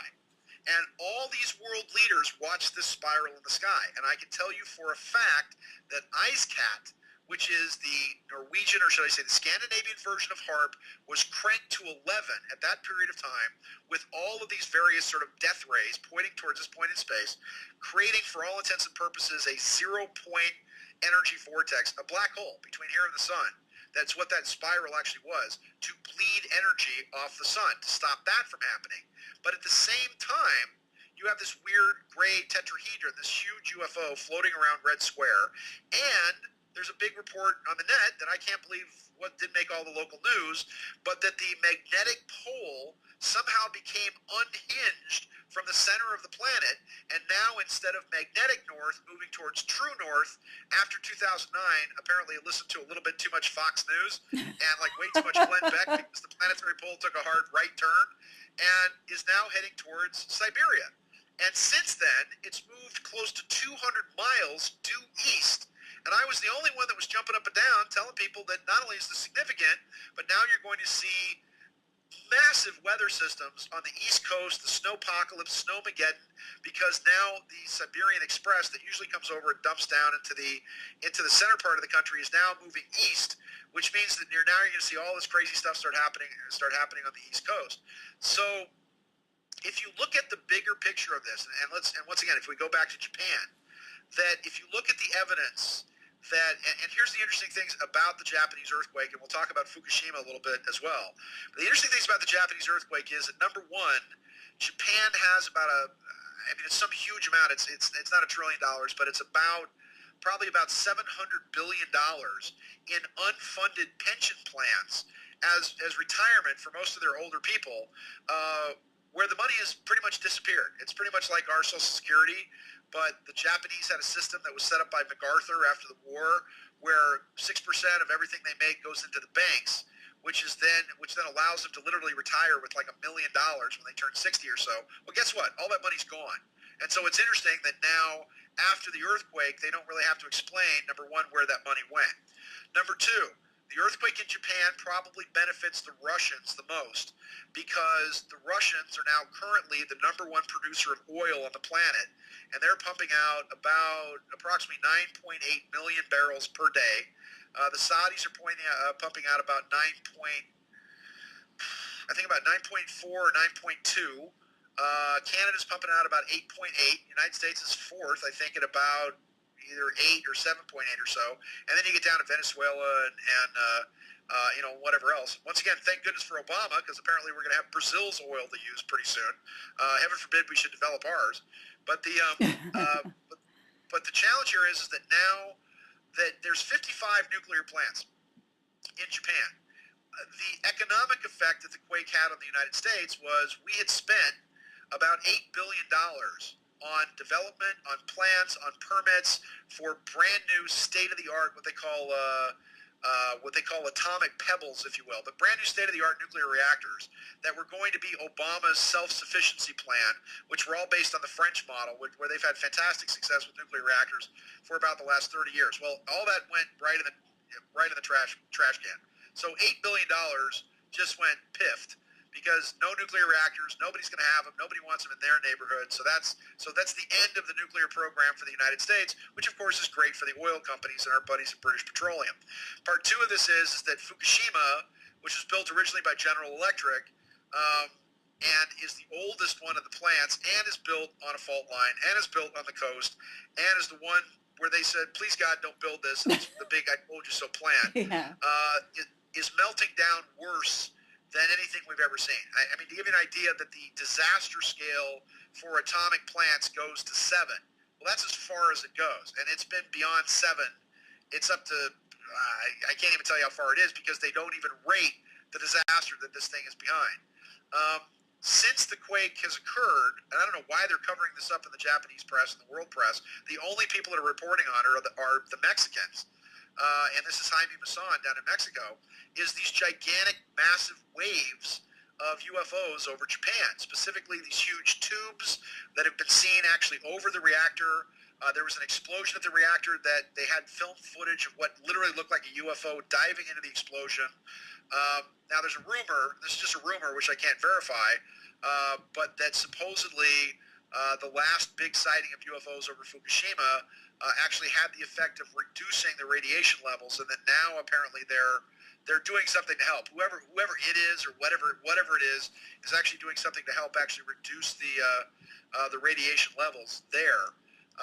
But they were trying to play this off like it was okay, and I got information about it once again from some guys in the Nuclear Regulatory Agency who said, look, they've given up. They were flying in experts. And the same week that the LA Times and the Obama administration was saying that it's all fine, it's all under control, and the only radio show that would let me on was Rick Barber late night on KOA, because he's the only one with the guts enough to actually have the truth on late at night, which tells you a lot about other late night radio hosts. But the idea was that I got this information out there, and the minute I broke this, there was just all hell to pay, because then the White House went crazy. Not like they were paying attention to me, but something happened where they went nuts and said, how did this get into the public forum about how bad the actual quake was, or how bad the Fukushima reactor was there in Japan. Again, the effect of this seems to be, and I really put myself out on a limb here with this, because it's so popular, Kerry, for the pundits to light their hair on fire and jump up on a roof and scream and yell about how the New World Order and the Illuminati and the George Soroses and the Rothschilds and the Rockefeller, Bush, Clinton crime syndicate, are all trying to murder us all, and trying to destroy the world, or trying to tip over the planet, or trying to reduce the population to 500 million or so. And yet, I've seen no evidence of this. What I see is super technology being used in such a way that it's fixing the problems. It's the same thing that when I started jumping up and down about Y2K, and I started talking about it as early as I think 95, 94, 95, 96, they spent almost $600 billion fixing the problem behind the scenes, because there was a real panic that something was going to go on, but they fixed it. And now what I'm seeing is that the three worries are either a magnetic shift of the poles, a physical shift of the poles, or massive solar activity in the 2013 to 2014 timeframe. By the way, all predicted in the Great Pyramid of Giza. The Great Pyramid of Giza has what's called the River of Fire between 2012 and 2014, late 2012 and into late 2014. Not a good day. The pyramid predicts that we think we get past it, that there's going to be a big sigh of relief that after 2012, everybody's going to go. And the pyramid predicts this is what I've been saying from the beginning. You walk around the pit in the floor, you don't fall into the pit, you think you're fine, and all of us 2012 people are all going to be mocked. We're all going to be like, oh, you said the world was going to end, and I saw that movie 2012, and you know, the only thing I learned from that movie is you can escape the apocalypse if you have a limousine and a Winnebago, apparently. and so everybody's going to relax. But all the disasters, 2012 is just the beginning point. It's going to be the cosmic trigger for whatever it is that's coming down the pipe. And what I'm seeing is that I've seen the Chile earthquake and the Japan earthquake. I think that the Japanese earthquake has actually, number one, saved California from a catastrophic event possibly on the San Andreas, number one. Number two, I think that the rotation of the planet was actually slowing, and the magnetic field of the Earth was actually beginning to collapse, and now you've had two major events that have actually sped up the rotation of the planet. Number three, December 21st of 2012, everybody, Terrence McKenna was talking about this, and I found an old Sightings interview that we did with him like way back in the day, back in like 92, 93 or so, where Terrence was talking about this. And I think there was a couple of points, just to give some honor to Terrence, that he was talking about with the Time Wave Zero software about what's coming and some very interesting dates. Terrence talked about these novelty waves, and we're right in the middle of this amazing novelty wave right now with the marriage of William and Kate. 3 billion people watch that, and then the Obama birth certificate, and then him. Yeah, well, they're Donald getting Trump. married on Hitler's own fucking marriage date. Okay, yeah. When Eva Braun and This together, is, yeah. you understand that there is a heavy, Illuminati symbolism going on here. I mean, it's craziness.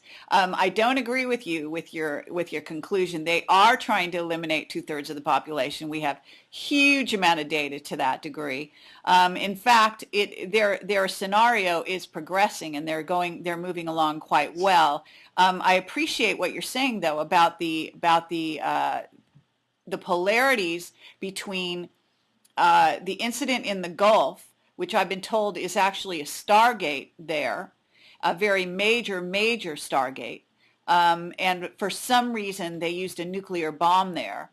There may be an ET base under there as well that they're trying to mess with. But yes, there was a volcano as well. And then you're talking about Japan being the other side of the polarity, and that creating a speeding up of the rotation of the Earth. That is very interesting. Now, where that all leads, I'm not sure. And I'm not sure what you're saying about California. Can you like drill down a little more on why you think that the earthquake in Japan saved California? How does that work? Because everything that I've seen them using this technology, and again, to point out, the only place that I've seen them, I mean, if you look at a mass extinction event, if you're looking at them killing millions of people, the only place where it's actually happened, I mean, can you tell me the only place where it's actually happened, where they've actually killed millions of people? Africa? Yep. And why Africa? Why would you think that they would want They're to wipe starving out everybody. 250 Well, million because people? that's actually going to be one of the places they want to keep, for their Garden of Eden. Okay, but why wipe out the indigenous population of Africa? Because they want it for themselves.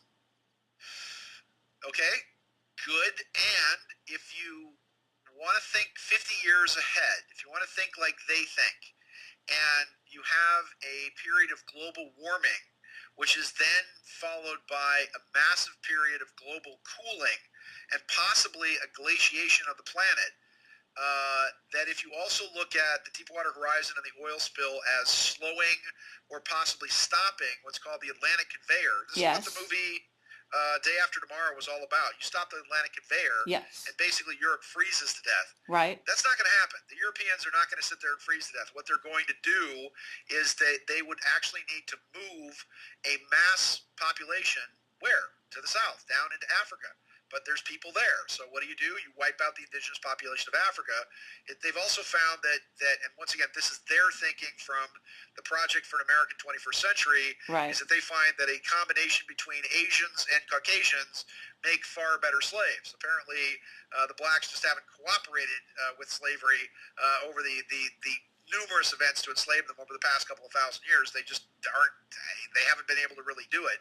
And so they find that, okay, well, if they're not going to work for us, then we're just going to wipe them out. But that was one of the few programs that I found every time I've heard a panic. And I've been listening to this for 30 plus years, and they talk about, that SARS is going to wipe everybody out, and we should have had a global flu plague or virus or something in 1998. Spanish influenza was going to wipe us out. And again, it just over and over and over again, I hear it and it doesn't happen. And yet I see the technology being used specifically to stabilize the pole, to actually stop the magnetic and polar shift from happening now that the North Pole is moving. And this is now scientific fact. This is what I've been saying from the get-go. It's now moving east, which means that it's not moving north, which means that the possible planetary flip phenomenon is not going to occur. I don't know anything But are about you nuclear sure of bombs that? I being mean, used. I appreciate that. I wonder if that's true, though. In other words, Yes, sure of it. We are sure of it. Check it. There's newspaper articles on this. They just ran an article in the Tampa Tribune about how they're having to now completely realign all of the yes, I heard that jet news. runways at the airports, because now the pole has moved east by 200 miles. Just check it out, please. It's all. And so you think that okay, but you think that means we're not going to have a pole shift. Correct. Okay, where do you Everything stand? I appreciate Yes. that. Okay, where do you stand on Planet X, Sean? I've been debating Mark Hazelwood on this from the get-go. Back when they were talking about it in 2003, and they said it was supposed to tip over the world in March of 2003. Remember that? Right. Remember when they were saying the well, world was going to okay. get destroyed in 2003, and I was the only one that stood up at the World UFO Congress and said, look, I love conspiracy theories as much as the next guy, but you have no evidence for what it is you're saying. Absolutely none. The photograph that they were running of what they claimed was Planet X was Io, and they were being mocked by astronomers for running fake information.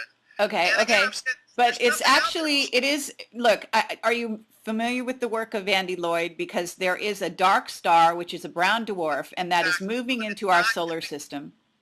But Kerry, that's different from a Planet X from Nibiru. That is a planet coming towards us. If you're talking about Nemesis, or what's also known as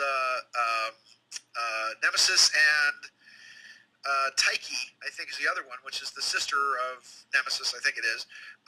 There is the possibility, and NASA says it's there, and then it's not, and it's there, and then it's not. Yes, there is the possibility of Nemesis, of a brown dwarf star that is a twin of the sun. Yes. That's about 460 to 500 astronomical units out.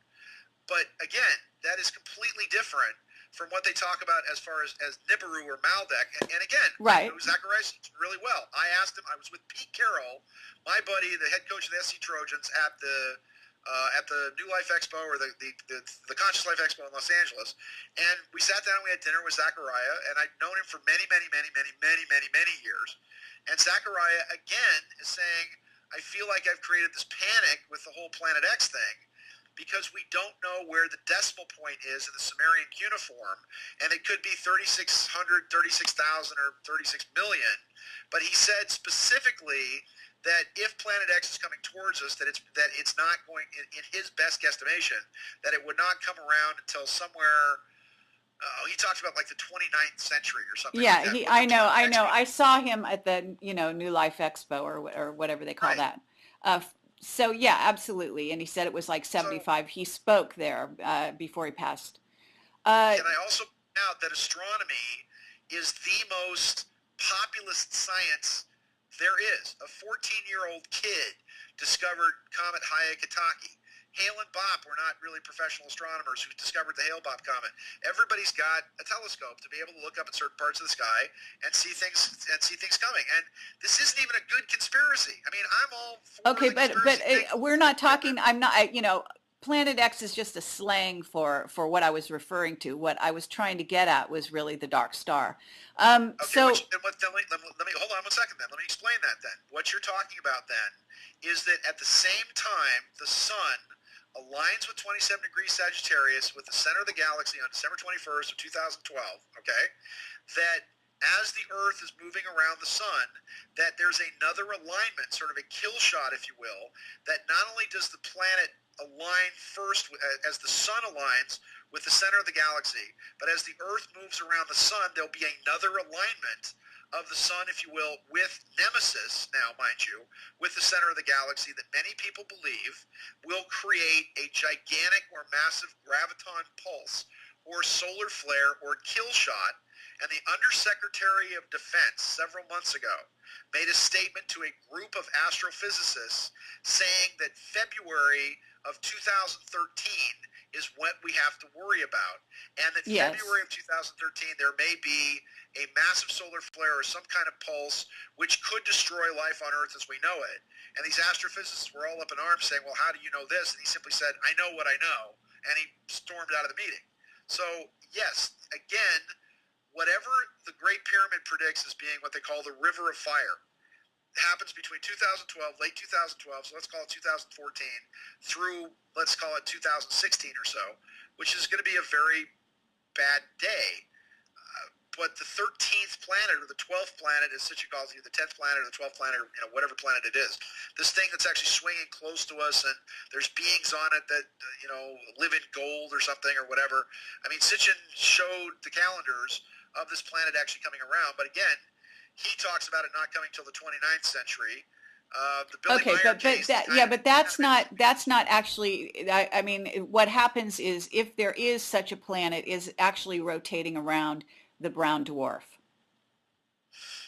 Okay. I got you.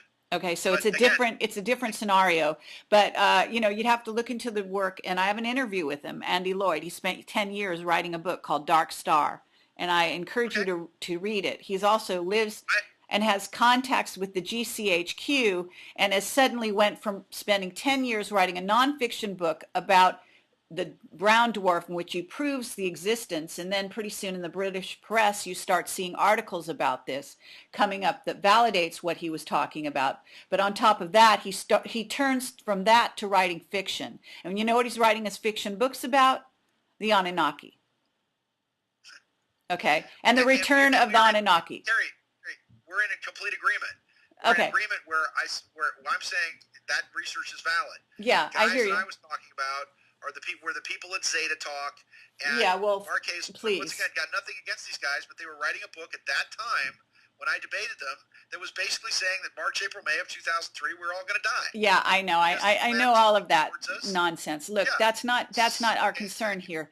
Okay, so let's move on from there to what we're looking at now. There's also this other thing that's happening right now where they're talking a lot about this Elenin, and I'm not sure what some people are calling that an asteroid.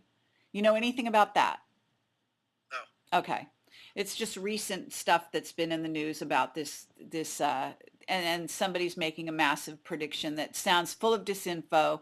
It's saying something's going to happen in the fall of this year. And it's coming out through NASA, which is never a straight answer anyway. So, there you go.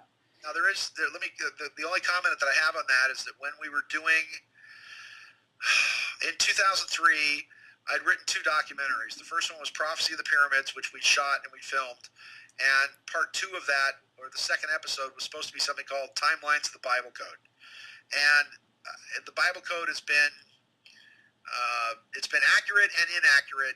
It's predicted a number of rather spectacular things and then been completely, utterly wrong or misinterpreted in other things. But when we spoke to people like Harold Gans, who is a cryptologist at the Pentagon, when we spoke to people like Eliyahu Reps, who is the guy who discovered using the Bible Code through a computer at Jerusalem University or Hebrew University in Jerusalem, all of them seemed to believe that there was an asteroid on its way to this planet, according to the Bible Code, that was going to hit the planet in approximately 2010, which did not occur. The one Bible code that I've been tracking for a long time, and again, the Bible codes that I pay attention to were Bible codes on an economic collapse, where we have a Bible code that says that there would be that talks about an economic collapse in the United States in October of 1929, and at the beginning of another economic collapse in 2006, 2007, 2008. So when you have Bible codes that give past predictions of dates that have been accurate, you have a tendency to look towards the future. The one code that I've been the most worried about, that I've been showing people in all my talks and all my lectures, has been a Bible code about the New Madrid Fault, which we ran, again, back in 2002. And it basically says that the American New Madrid Fault earthquake, eruption of the fault, and it gives the year 1811. And the New Madrid Fault did blow on December 16th of 1811, and then ruptured again, swallowing and completely destroying the town of New Madrid, Missouri, of about 400 souls or so, in February of 1812. Now, we are now coming up on the bicentennial of these particular massive earthquakes, which rang bells as far north as Montreal, which made the Mississippi River run backwards, which, if there had been the kind of civilization we have there now, would be completely and utterly devastating.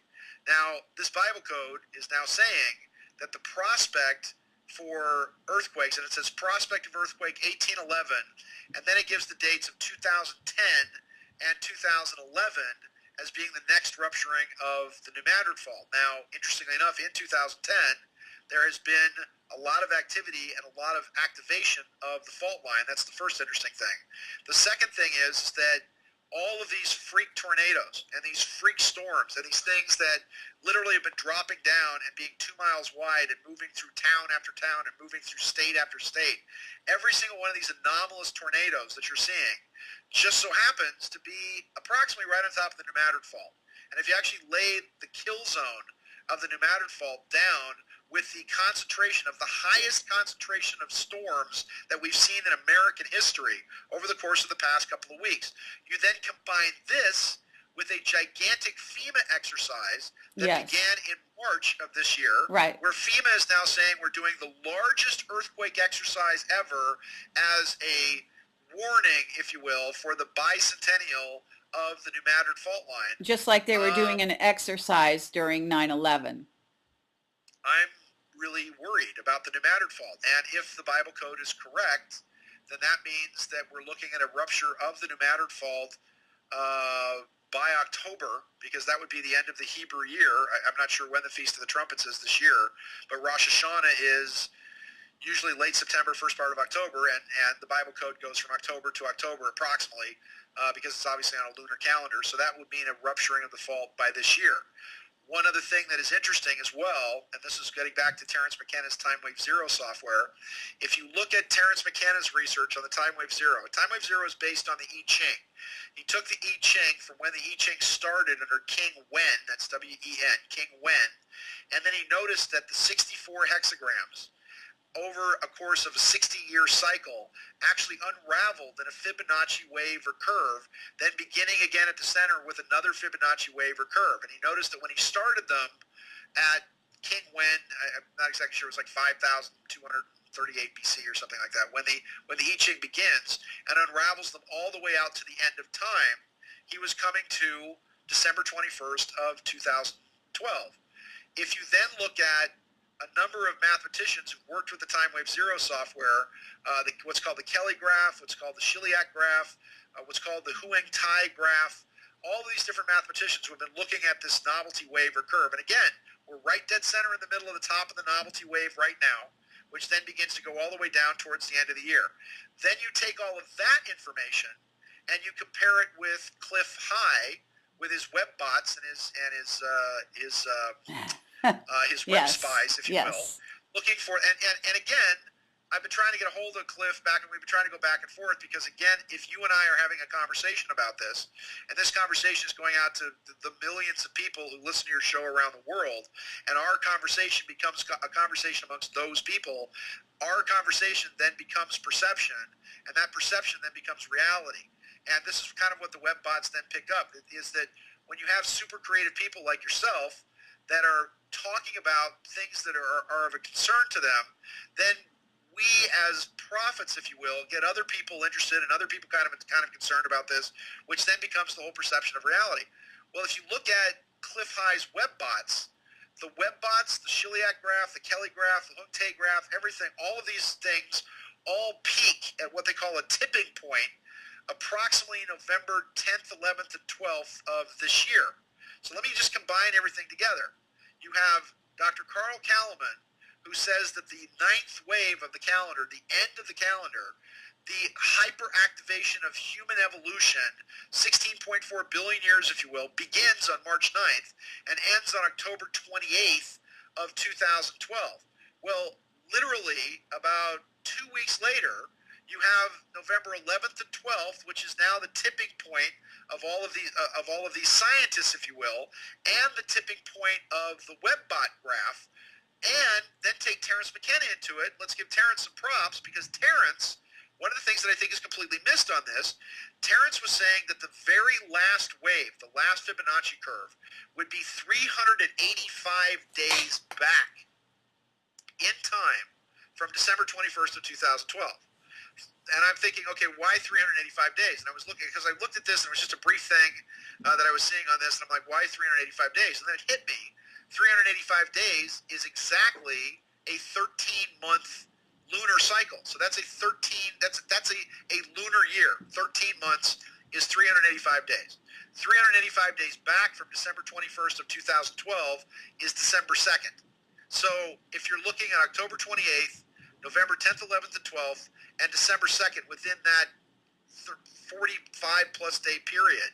And then Terence said that after this final 385 days unravels, you then come to a novelty wave that drops off the chart into infinity, in which every other novelty wave, which includes the fall of the Roman Empire, the discovery of the fall of the Roman Empire, the Muslim Golden Age between about the 9th and the 12th centuries or so, the Black Plague, the discovery of the New World, the French Revolution, the American Revolution, World War I, World War II, that all of these are novelty waves or spikes.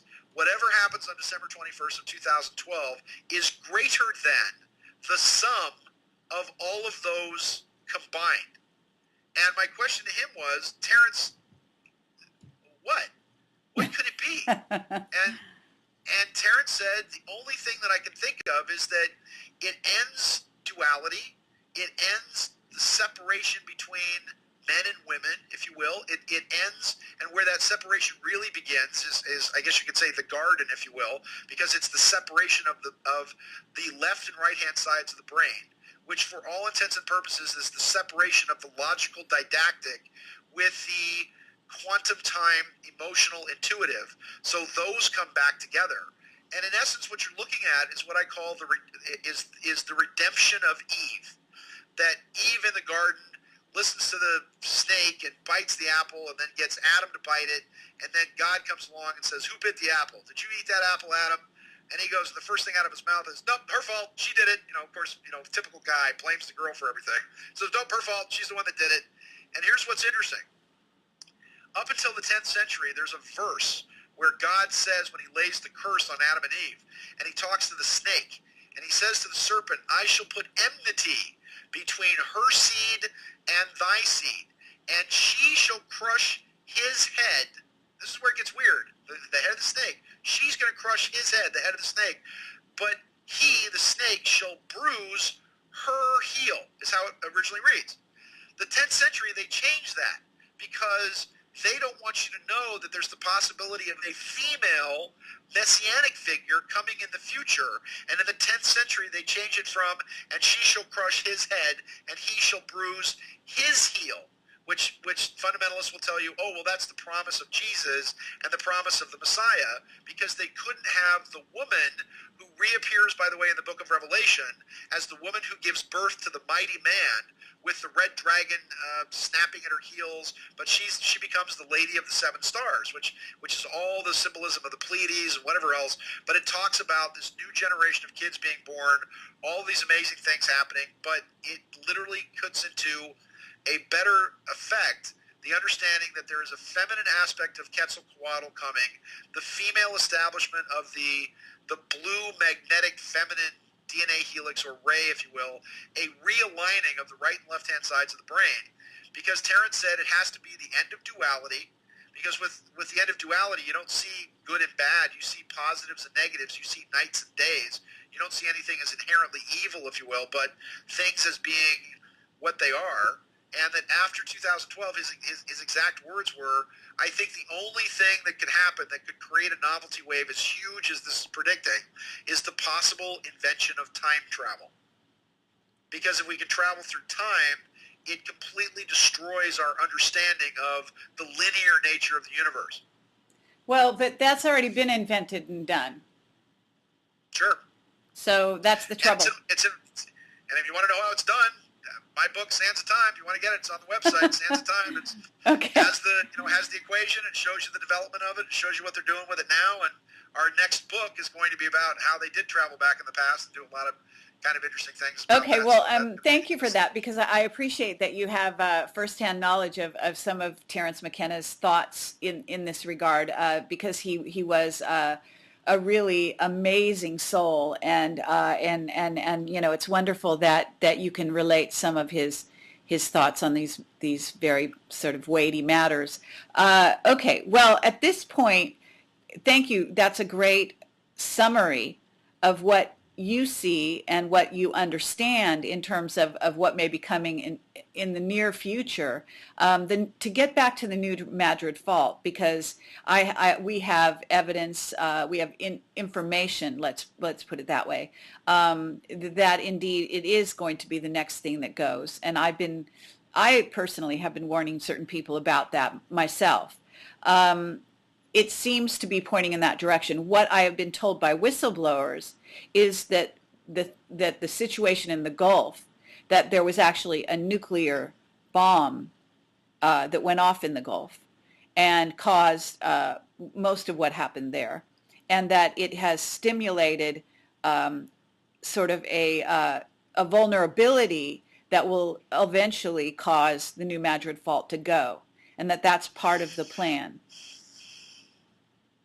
So can't speak to that. I haven't seen. I've seen. Yeah, well, this is whistleblower testimony, and so all I'm saying is that it does seem to parallel what you're hearing in regard to the Bible code, which, you know, I read at least I think it was Michael Drosnin's books on that. British Petroleum only had licenses to drill 16,000 feet, and they drilled close to. On the books, they drilled 38,000 feet. Again, why? They were actually tapping oil, and they were all just fat and happy at 16,000 feet. Why the hell would they drill down further then? And and if you want, the whistleblower information was supposedly they went down 50,000 feet or so. But the theory is that what they were trying to do is tap into a source of abiotic oil, exactly like the Russians did in 96 and 97. That if you drill down deep enough into the earth, and this all came from a paper by a German scientist in the 1930s, that if you get down beyond the fossil fuels and you go down, beyond, bedrock and flintstones and, Barney and Wilma and Pebbles and Bam Bam and the Fruity Pebbles part of it, and actually get back down into the actual strata of the earth, that abiotic oil actually renews itself. And that's why you see it just spewing out of that hole. I mean, what they tapped into was in essence a gigantic asphalt volcano, and the bleed of it just running month after month. Even though they knew how to fix it, I mean, James Cameron appeared in front of Congress, the director, and said, "This is how you fix it. You have the technology. You know how to do it. Why aren't you doing it?"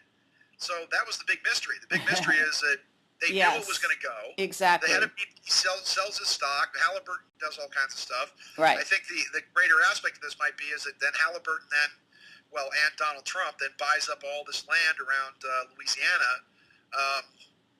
There is a FEMA thing in place for like $40 billion to start moving people out of there. But, again, they drilled far deeper than they were supposed to. They knew that something was going to happen. Once it did happen, they just let it go for month after month for what apparently seemed no reason. Okay, but yeah, I appreciate that. Now, we are actually very close to 2 hours, almost over 2 hours into this. We've got about 5-10 minutes, but I did want to let people ask you some questions, Sean. And this has been fabulous. You've done a fabulous job. And so what I'm trying to do at this moment is basically see if anyone can has any specific questions that they've been trying to ask me. So I'm looking into the chat rooms as we speak here and seeing if there's anything that really sticks out that someone wanted. I know someone wanted you to talk about silver, and we haven't actually gone into the economic situation in in the United States. I'd like you to talk also about whether you know anything about the White Hats who have been doing these, talking about the global settlements, and whether you're familiar with their website, etc. The Wanta, the Wanta money that goes into the global settlements. You know that story. Right. Well, I did a huge article on Leo Wanta back in the '90s. When all this is going on, again, tracking this stuff for as long as I have, Kerry. I'd love to say that, oh yeah, it's all great, somebody's going to save us, and it just, it never happens. And yes, I know everything about Leo Wanta and the collapse of the Soviet Union. How do you feel about the dollar? Do you think that it will collapse sooner rather than later? Some people are saying July. Well, they're wrong, and I'm right, and the dollar's actually starting to get stronger now. As far as silver goes, I've been the great prophet on both silver and gold, and it's probably one of my legacies of telling people way back in the day. And I get a little tired of people saying, "Oh, you're just crazy and you don't know what you're talking about." Back when silver was $3, and I was telling people that it was going to go to 25 and then go to 30. And that's where it's at now. And even when it was up at 9, I was saying, look, you guys need to just pour every dollar you've got into silver. All throughout this, when gold was back at 300, 325, and I was telling people that it was going to go to 600, then it was going to go to 900, then it was going to go to 1,000, then it was going to break 1,000 and go to 1,200 or so. What I see silver doing now is I see silver going to about $64. And I've been saying this for a while, but that I think is going to be the peak at silver. But I don't think, and again, I think people that are telling you it's going to go further beyond that are trying to sell you something, and I'm not trying to sell you anything. If you want to buy a book off my website, that'd be great. I don't even have the newsletter anymore. Unfortunately, I wish I did, but we went broke with everything else that was going on, and that was one of the things that was that was one of the casualties of all the horrible stuff that's occurred recently. But I also think that it is interesting because silver there's only about $20 billion worth of silver on Earth. Warren Buffett and Bill Gates own about half of it. And I do think that if we hit 65, and my advice to anybody that's got a bunch of silver is you always sell on the way up. If you're looking at silver at about 55 or so, I'd cash out. I'd be happy with the money that you made, and I'd get out of it because silver is starting to look like a bubble. And with oil beginning to start going down, which is one of the things I said that we would only have oil prices this high for, the economy can only stand it for about 3 months or so. Otherwise, you hit like a tipping point, and then they have to bring the price of oil back down because oil fuels everything else. Silver, again, I think is going to start to come back down the other side.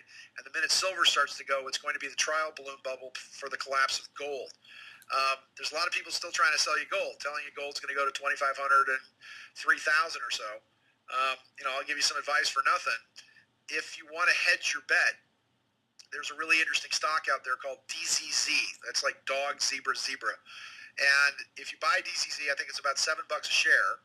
But if gold goes down, like I think it's going to, and it plummets as far down as I think it's going to, if you get DZZ at anywhere between $6 to $7.50 a share, then you've got a stock on your hands that'll be worth anywhere between $160 and about $200 in no time.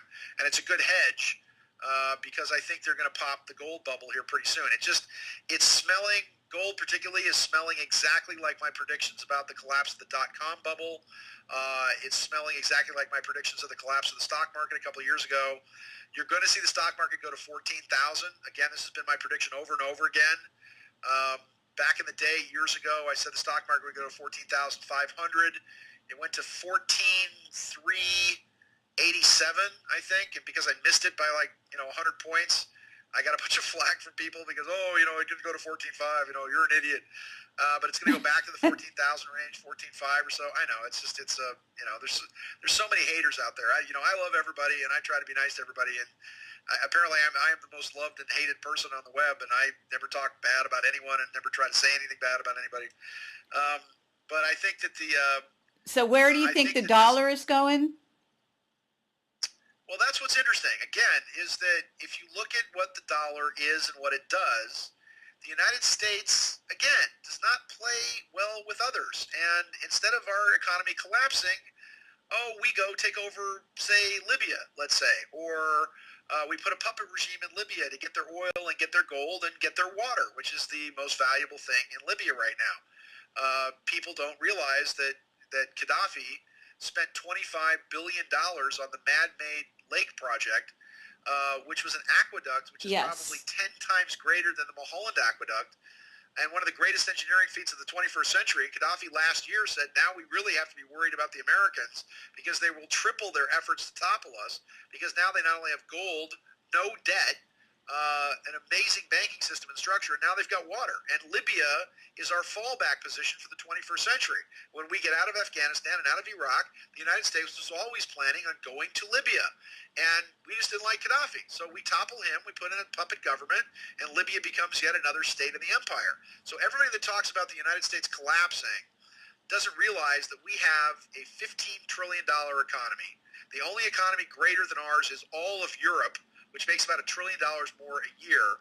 Our government, the federal government, with its budget of 5 or 6 trillion per year, just our federal government spends more than the entire gross domestic product of Japan, to give you an idea. So that's how huge the United States is. And I think it's interesting, too, that the United States was the #1 manufacturing nation from 1895 until 2010, when we were outstripped by China. But that is now going to change with what's happened with Japan. So when I'm talking about the dollar, what you've seen is my prediction has been correct. The dollar, as I talked about 30% inflation, and that you would see the dollar's value drop by 30%, and that's exactly right. It is now worth 73% of what it was, I think, about a year or so ago. So once again, I'll probably get bagged on again for missing it by 3 points, but it's 27. The inflation rate is now 27%. Okay, so you think the dollar is going back up? Is that what you're saying? It's going back up now. That's a fact. It's not collapsing now. And the reason it's not going to collapse anytime really soon is because foreign countries are still willing to buy our debt. And as long as they're willing to buy our debt, and they think that the United States government can repay its debt, and it has proved that it's been able to, because when we can't pay our debt, we beat somebody up. We go and take over a country. And here's the good news about the United States. We are going to get through a very, very bad time between now and about 2025. But the United States of America is going to be the nation of the 21st century. We have a Navy that controls the oceans of the world. We have a $15 to $16 trillion economy. We have more manufacturing here than anybody else in the world. What's going to happen is that there's going to be a reboot of this. This is what I'm really afraid of. What I'm afraid of is that Barack Obama smacking you in the face with his fake birth certificate, smacking you in the face with, Frosty bin Laden, that he pulls out of the freezer and dumps off a boat somewhere, that if there's a major terrorist attack, maybe and my prediction for this had been, by the way, and let me put this on the record, years ago what I saw as the next attack on the United States was a ship or a boat that was actually coming into New York Harbor that then got identified as having some kind of atomic weapon on it. And then there was a Navy SEAL team, and they go in, and there's a big fight, and it looks like Die Hard and Under Siege all combined, and the ship blows with a low-yield nuclear weapon about 50 miles off the coast of New York City, so that it creates an electromagnetic pulse which blacks out the city for a while, creates a big panic, but doesn't really damage anything. But that's what I've seen. That's my vision, and that's what I've remote viewed for this. When do I see this happening? I'm not really sure. It could happen any day. It could never happen. It could be one of those timelines that then alters. But that's what I see as something actually happening next.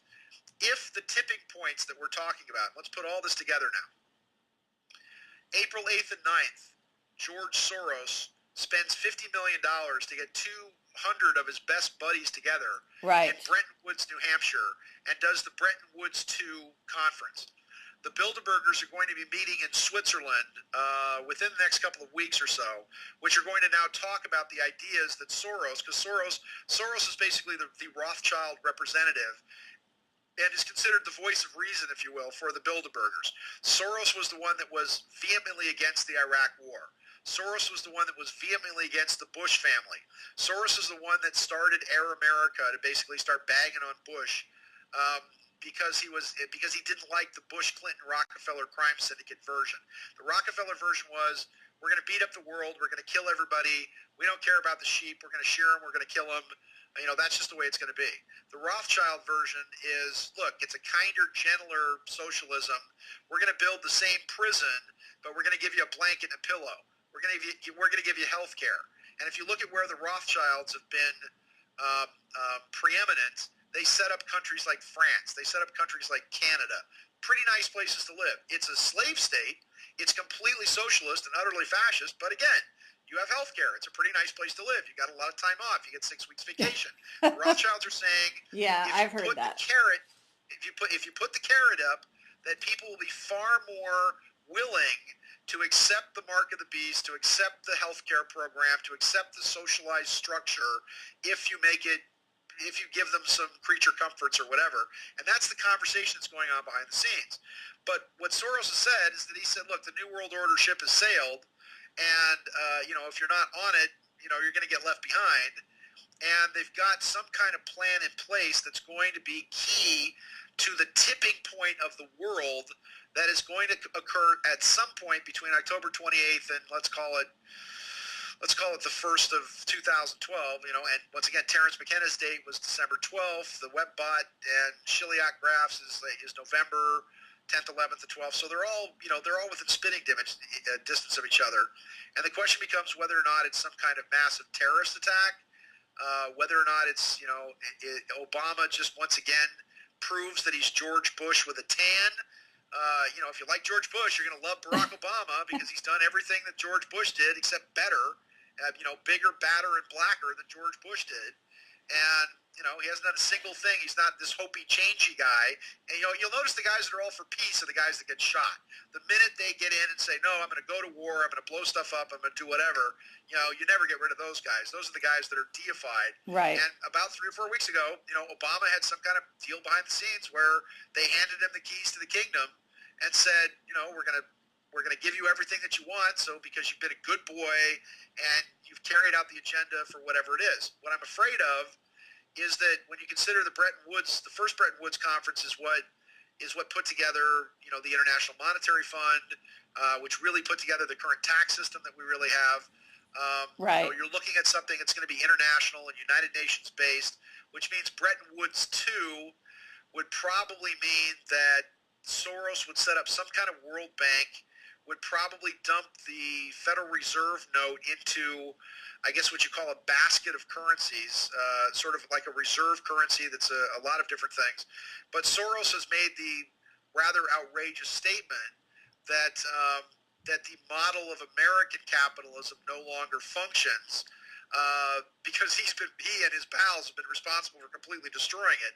But that the model what they want to model everything on, and this is what you can tell what the New World Order is going to be when George Soros says it usually happens. He finds that the Chinese communist system of capitalism is a, quote, much better model. So that gives you an idea of where he sees all this going. Okay, that brings us around to China, okay? And before we get to my question about China, and at some point we have to wrap this up, and thank you, Sean, for being so amazing. First of all, what about the global settlements? Have you heard of that? And do you have a point of view on that? And then can we move to China, because I want to ask you some questions about China. No, I can't really speak to the global settlements. Again, I hope they happen. I hope something occurs. A lot of people ask me things like, well, what's going to happen with the Iraqi dinar? And, that's going to revalue. And again, I point out to people that the current revaluation of the dinar in Iraq is a completely different cat of a different color than the revaluation of the dinar in Kuwait. Currently, the Iraqi dinar is actually linked to the U.S. dollar. The Iraqi dinar would only probably revalue when the United States left Iraq, which is not going to happen anytime soon.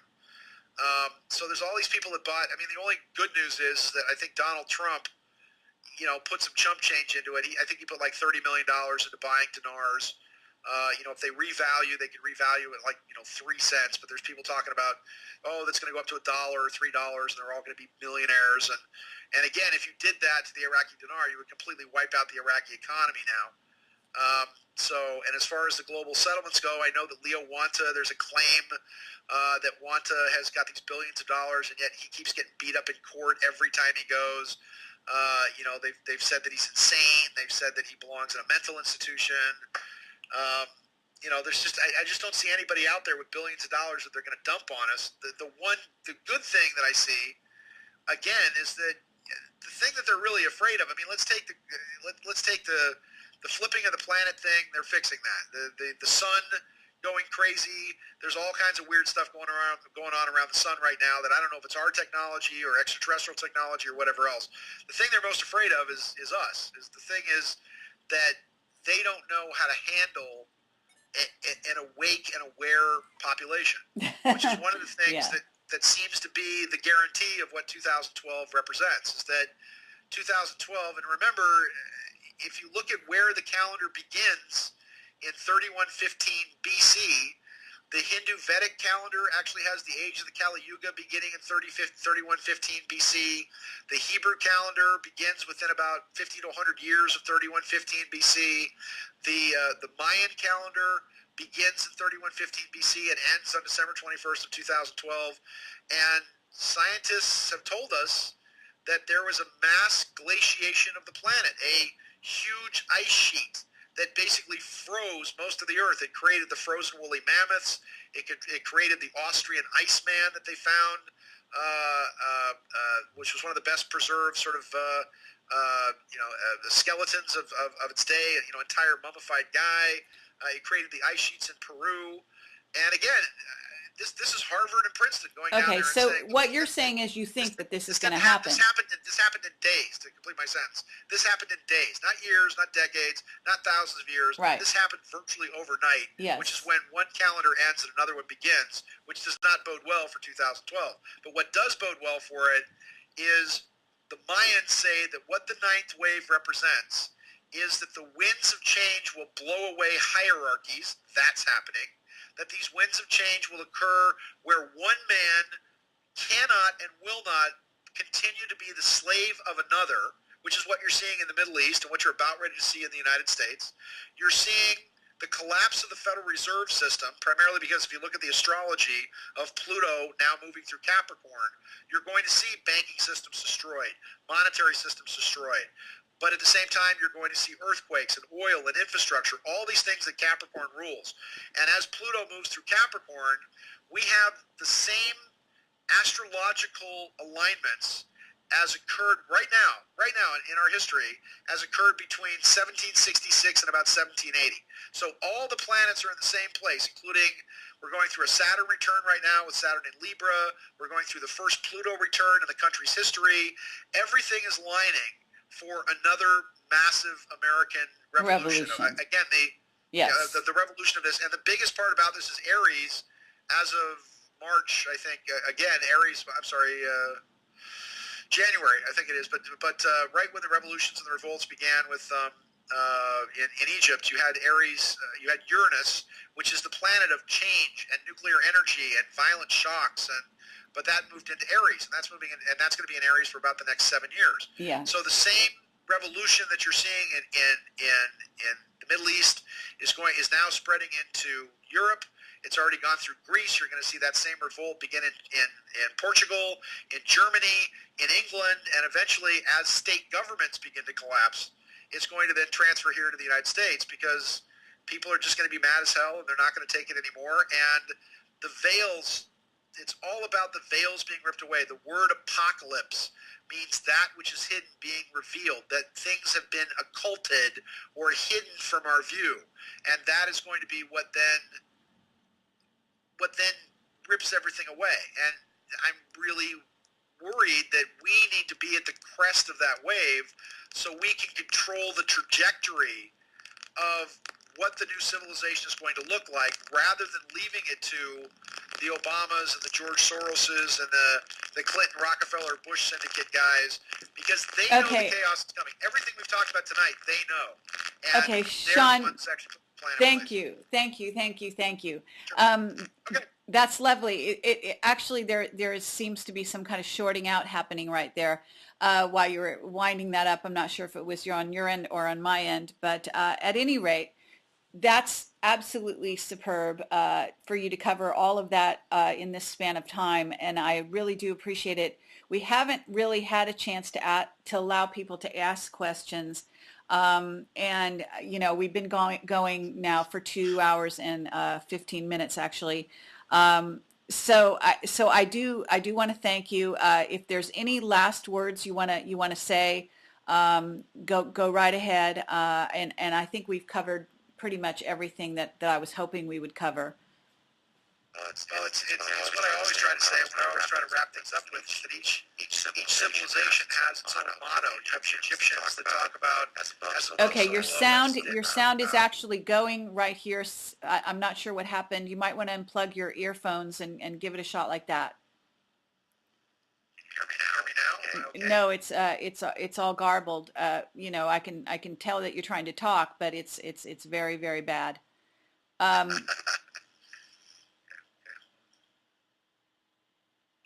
see if I can fix it. Stand by.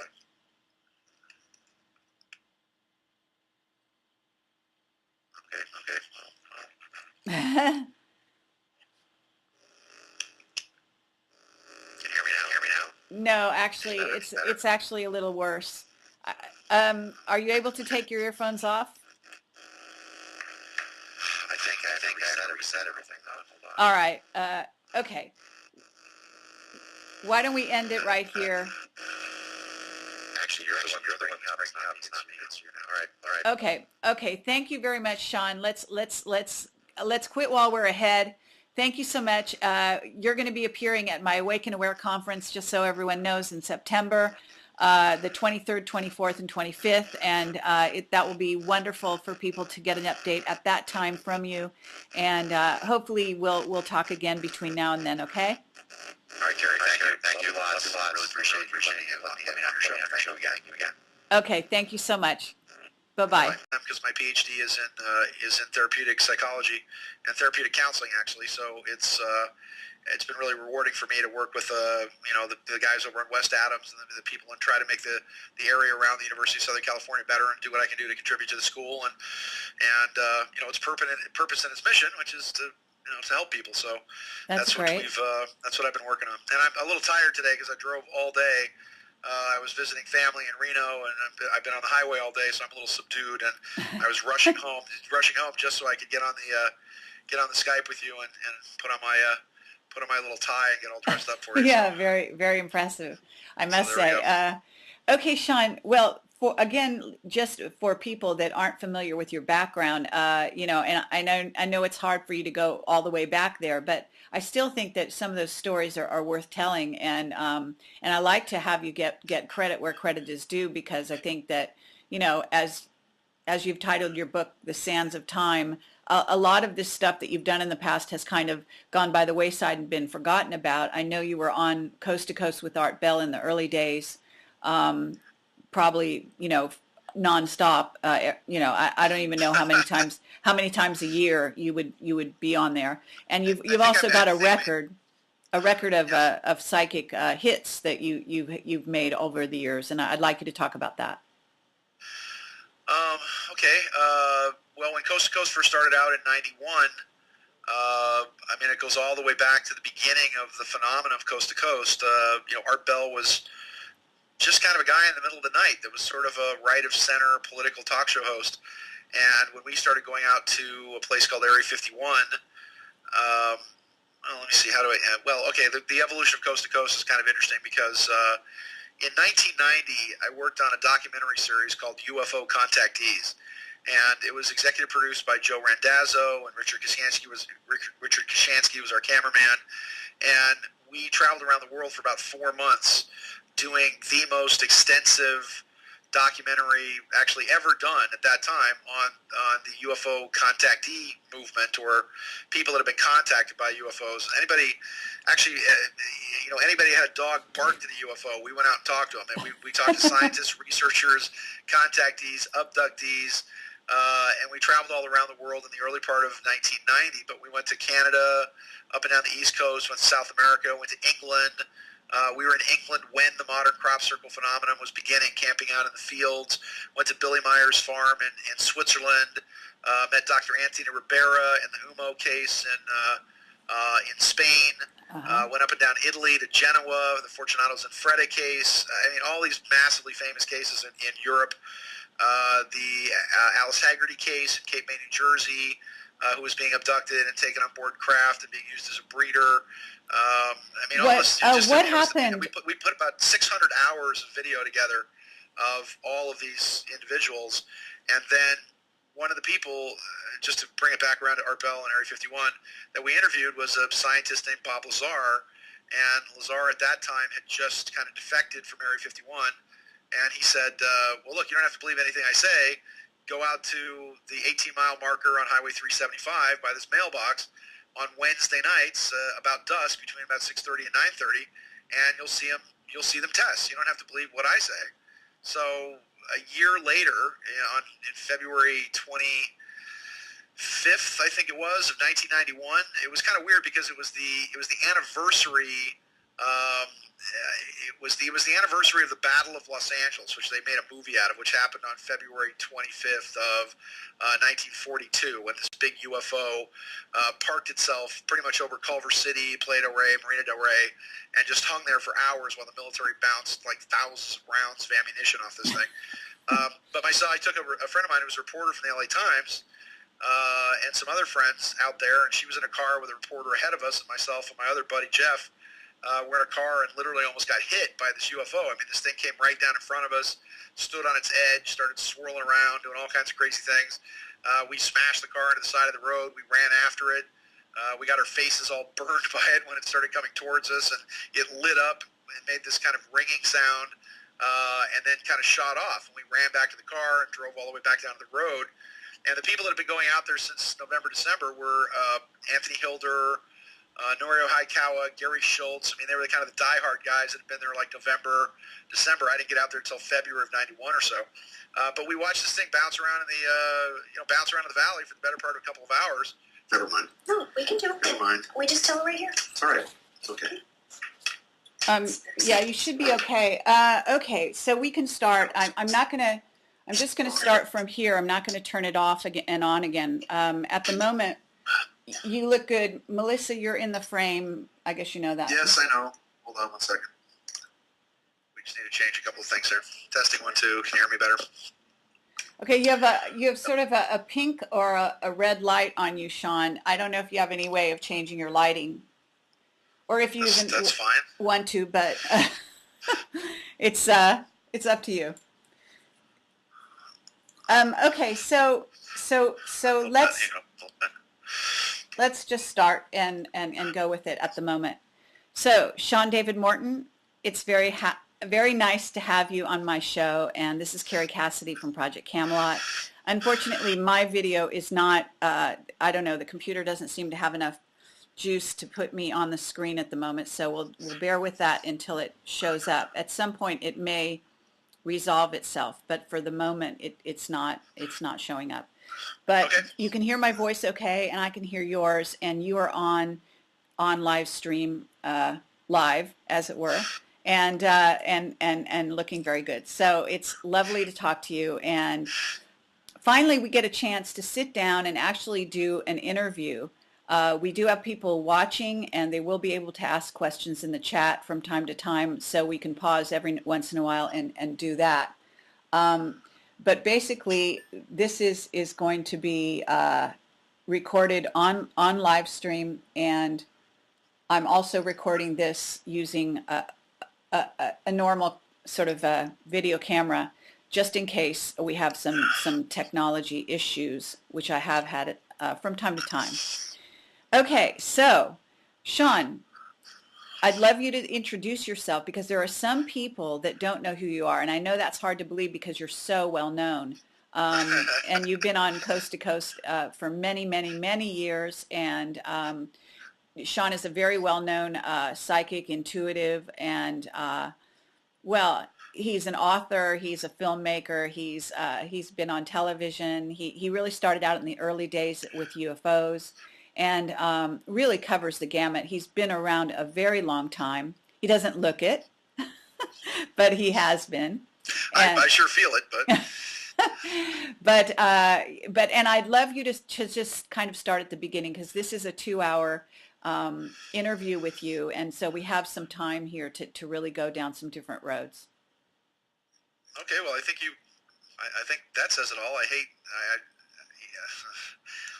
blabbing on about myself. It's usually much better to get into the, for me to get into the conversation and get into the information and get information out there to people. It's just Well, there are people right now, that haven't met you. Right now, which is really great. Which is we've got 3 books now in the works. Book that we just published, which actually I wrote 2 years ago with Wayne Haley, is called Veil of the Antichrist, to Pray in Cordoba, and it predicted pretty much everything that's going on in the Middle East, and talked about the collapse of various governments in the Middle East that would then become another caliphate, a Muslim empire, if you will. And so it was kind of like taking Nostradamus quatrains about the third great Antichrist and the guy in the blue turban, if you will, and then meshing that with current politics of what was going on. And it predicted, in essence, the book, which is available now, Veil of the Antichrist to Pray in Cordoba, predicted the collapse of all these various governments and the rise of an Islamic holy man, the Mokwana, or the 12th Imam, or the Veiled Prophet, and about how he unites Islam together and then marches across Islam to retake Cordoba, Spain, which is where the Muslims ruled much of the world, actually, in what was called the Golden Age of Islam, from about the 9th to about the 12th century or so. So that was Veil of the Antichrist. We wrote it like 2 years ago, and we couldn't get it published because everybody thought that the scenario in it was too outrageous and too outlandish, and all these governments aren't just going to fall, and there's not going to be some holy man that's going to step into it. And now here we are. Exactly everything that was predicted in the book is now, in fact, happening and all coming down. The other book that we have out there now, myself and my writing partner, Dr. Wayne Haley, is a memoir of a man in black.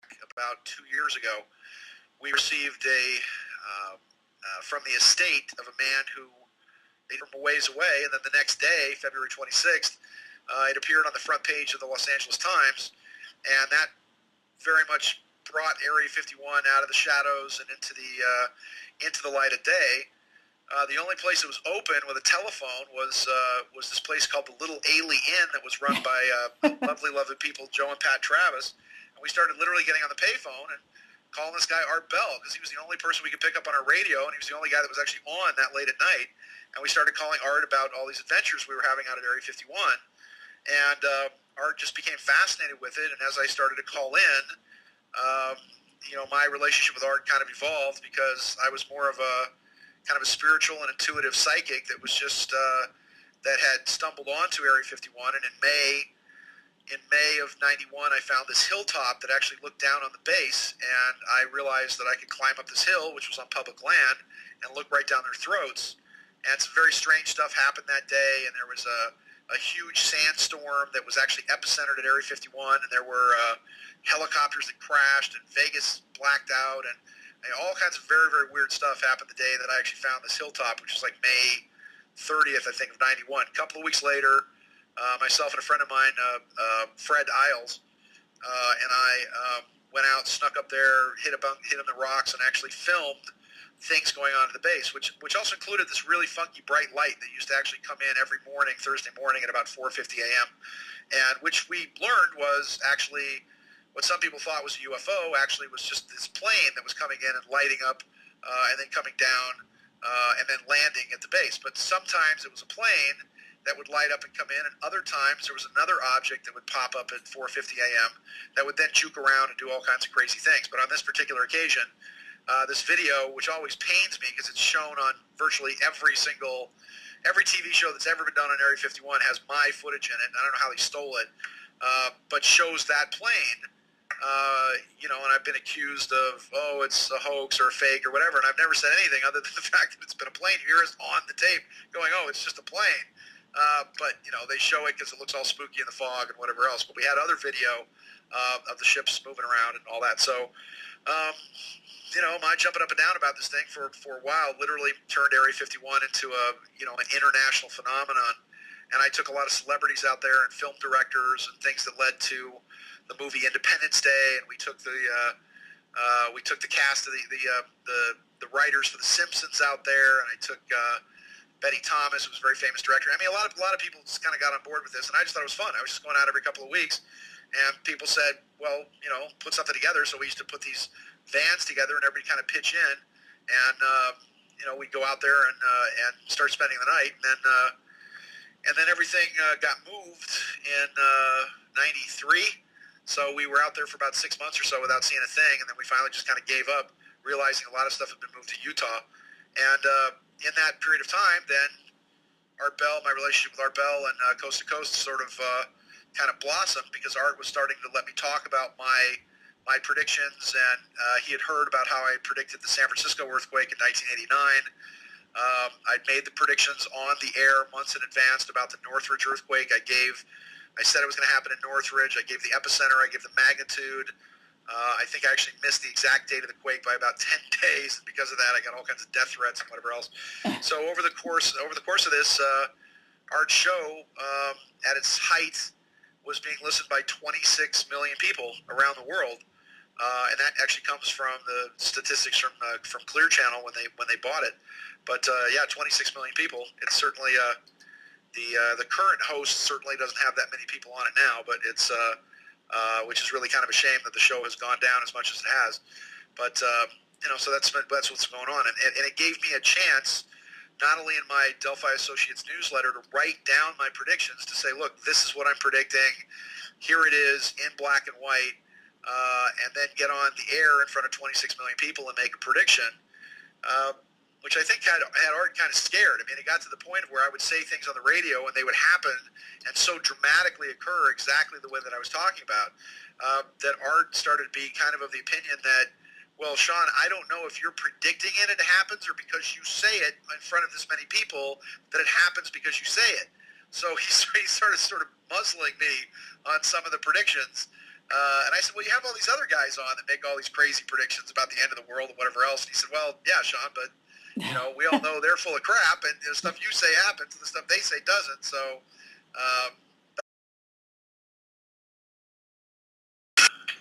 Hi, Sean. hello. How are you? I'm good, thank you. Okay. Yeah, I'm trying to zoom out, zoom in. Let's try zoom in.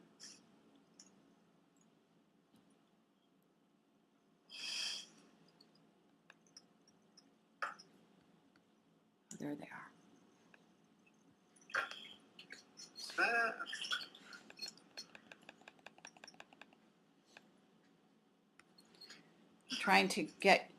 I'm trying to narrow this screen so it's just focused only on us. Okay, and now for some reason I have to put the chat somewhere else.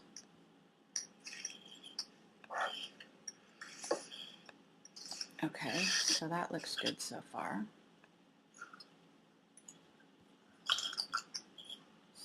I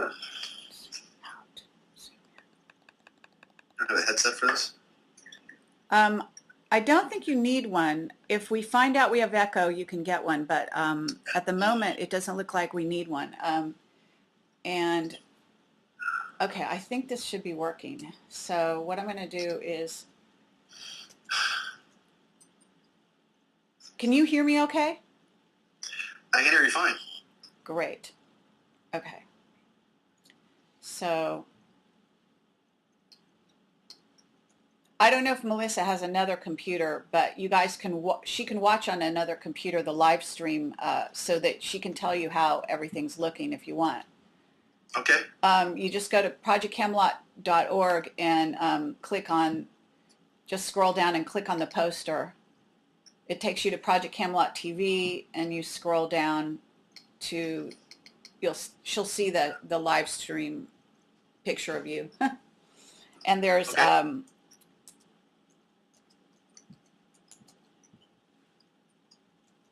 What happens is, this will be recorded, and then other people will also be able to watch it, even if they're not tuned in right now. Okay. And people type questions into the chat, and they're able to ask you questions as well. Okay. Turn up all the way. Okay, and you are live right now. Okay. And we've got people tuning in, so that's good. Looks like there's a commercial playing on because we don't pay for this channel, we can't avoid little commercials happening every now and then. All right. I can't see you. Okay, yeah, I haven't figured out what to do. Okay, so hold on. Can I have an amazingly glamorous model picture just of me rather than actually me? Well, the whole idea is for people to see your face and your reactions, and I mean, it's more like being in the room with you. Picture glows when you talk. It's very neat. It glows. Oh yeah, it vibrates or whatever kind of thing. Well, it's your it's alive. It's alive. Yeah. Now I'm actually going to record this on film at the same time, because I don't trust live stream. Because if we have technical problems, then sometimes it makes things disappear. So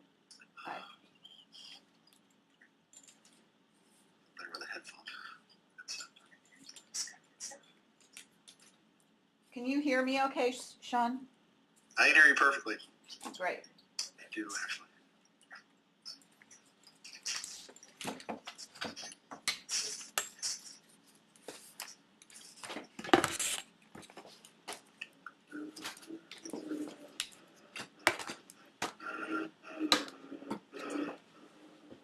Okay, for some reason my video isn't coming up. It should be, but it's not. I mean, that's okay. It's more important that people see you than that they see me in this instance. So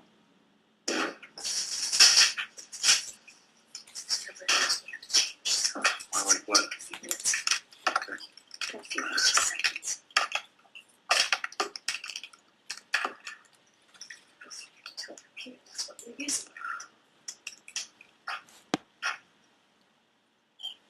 Okay, so didn't say died, but moved on.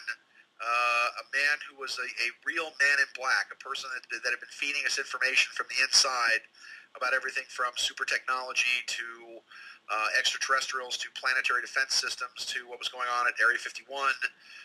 So the book is called Sands of Time, and it's a 40-year memoir of a character named Dr. Ted Humphrey. That was the one thing we had to change in the book. We had to, under the agreement with the estate, we had to change the name of the man that we got the material from, because he still has a wife and a daughter that are living, but it describes his experience when his father disappears when he's 17 years old, and then he graduates from USC and then goes to Caltech and gets absorbed into the Montauk Project and is involved in early experiments with time travel in the early 1960s, and how this man actually rises up into a number of different top secret programs, like Area 51 and all the things that were going on at Groom Lake, with the back engineering of saucers to a war or a conflict that went on between the United States government and apparently some extraterrestrials inside the Dulce Archuleta Mesa, to the current round of time travel experiments basically going on at Fallon Air Force Base in Reno, Nevada.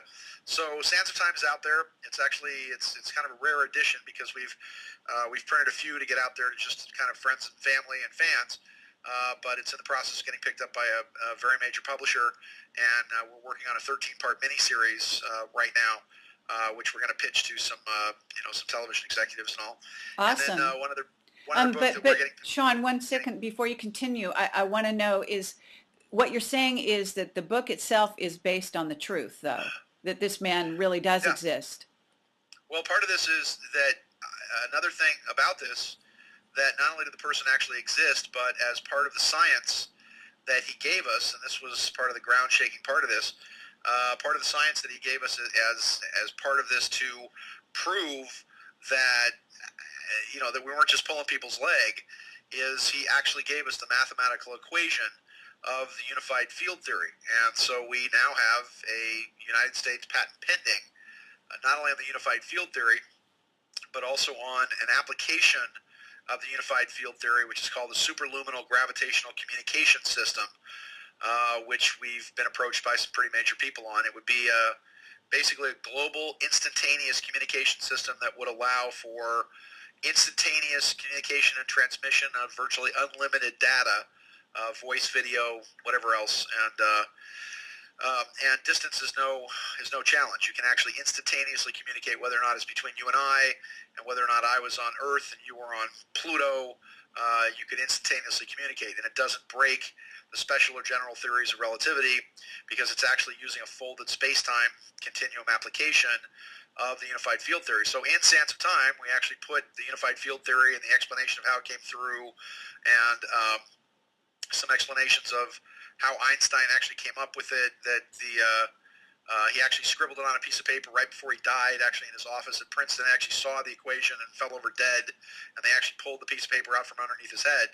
And they've been using this now for many, many years inside the secret government. So people that want to know everything there is to know from about 1960 on, as far as what the reasons and rationales behind all of these things were, it is literally an insider's memoir of a man in black. So it's actually very cool, because we got one of the best agents in the business, Jeff Herman, and they just handed it to one of the top editors in the business, and they're talking about major publishing company actually picking it up and taking it over. So that's so that's some good luck, some good news about it. And then the last book that we're working on finishing up, that New Page Press is we're writing a book called The Hitchhiker's Guide to Astral Travel.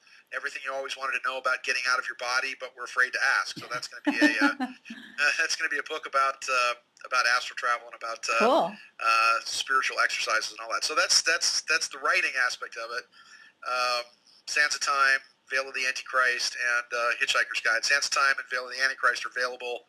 If you want to get it over the internet, you can go on my website, SeanDavidMorton.com, SeanDavidMorton.org. And the other book will probably be available after the first of the year. So that's that. And as far as I go, I'm looking to be possibly directing another movie this summer, possibly, and just been speaking at a lot of expos and volunteering my time with A Better LA, which is Pete Carroll's charity to help inner city kids and kind of counsel them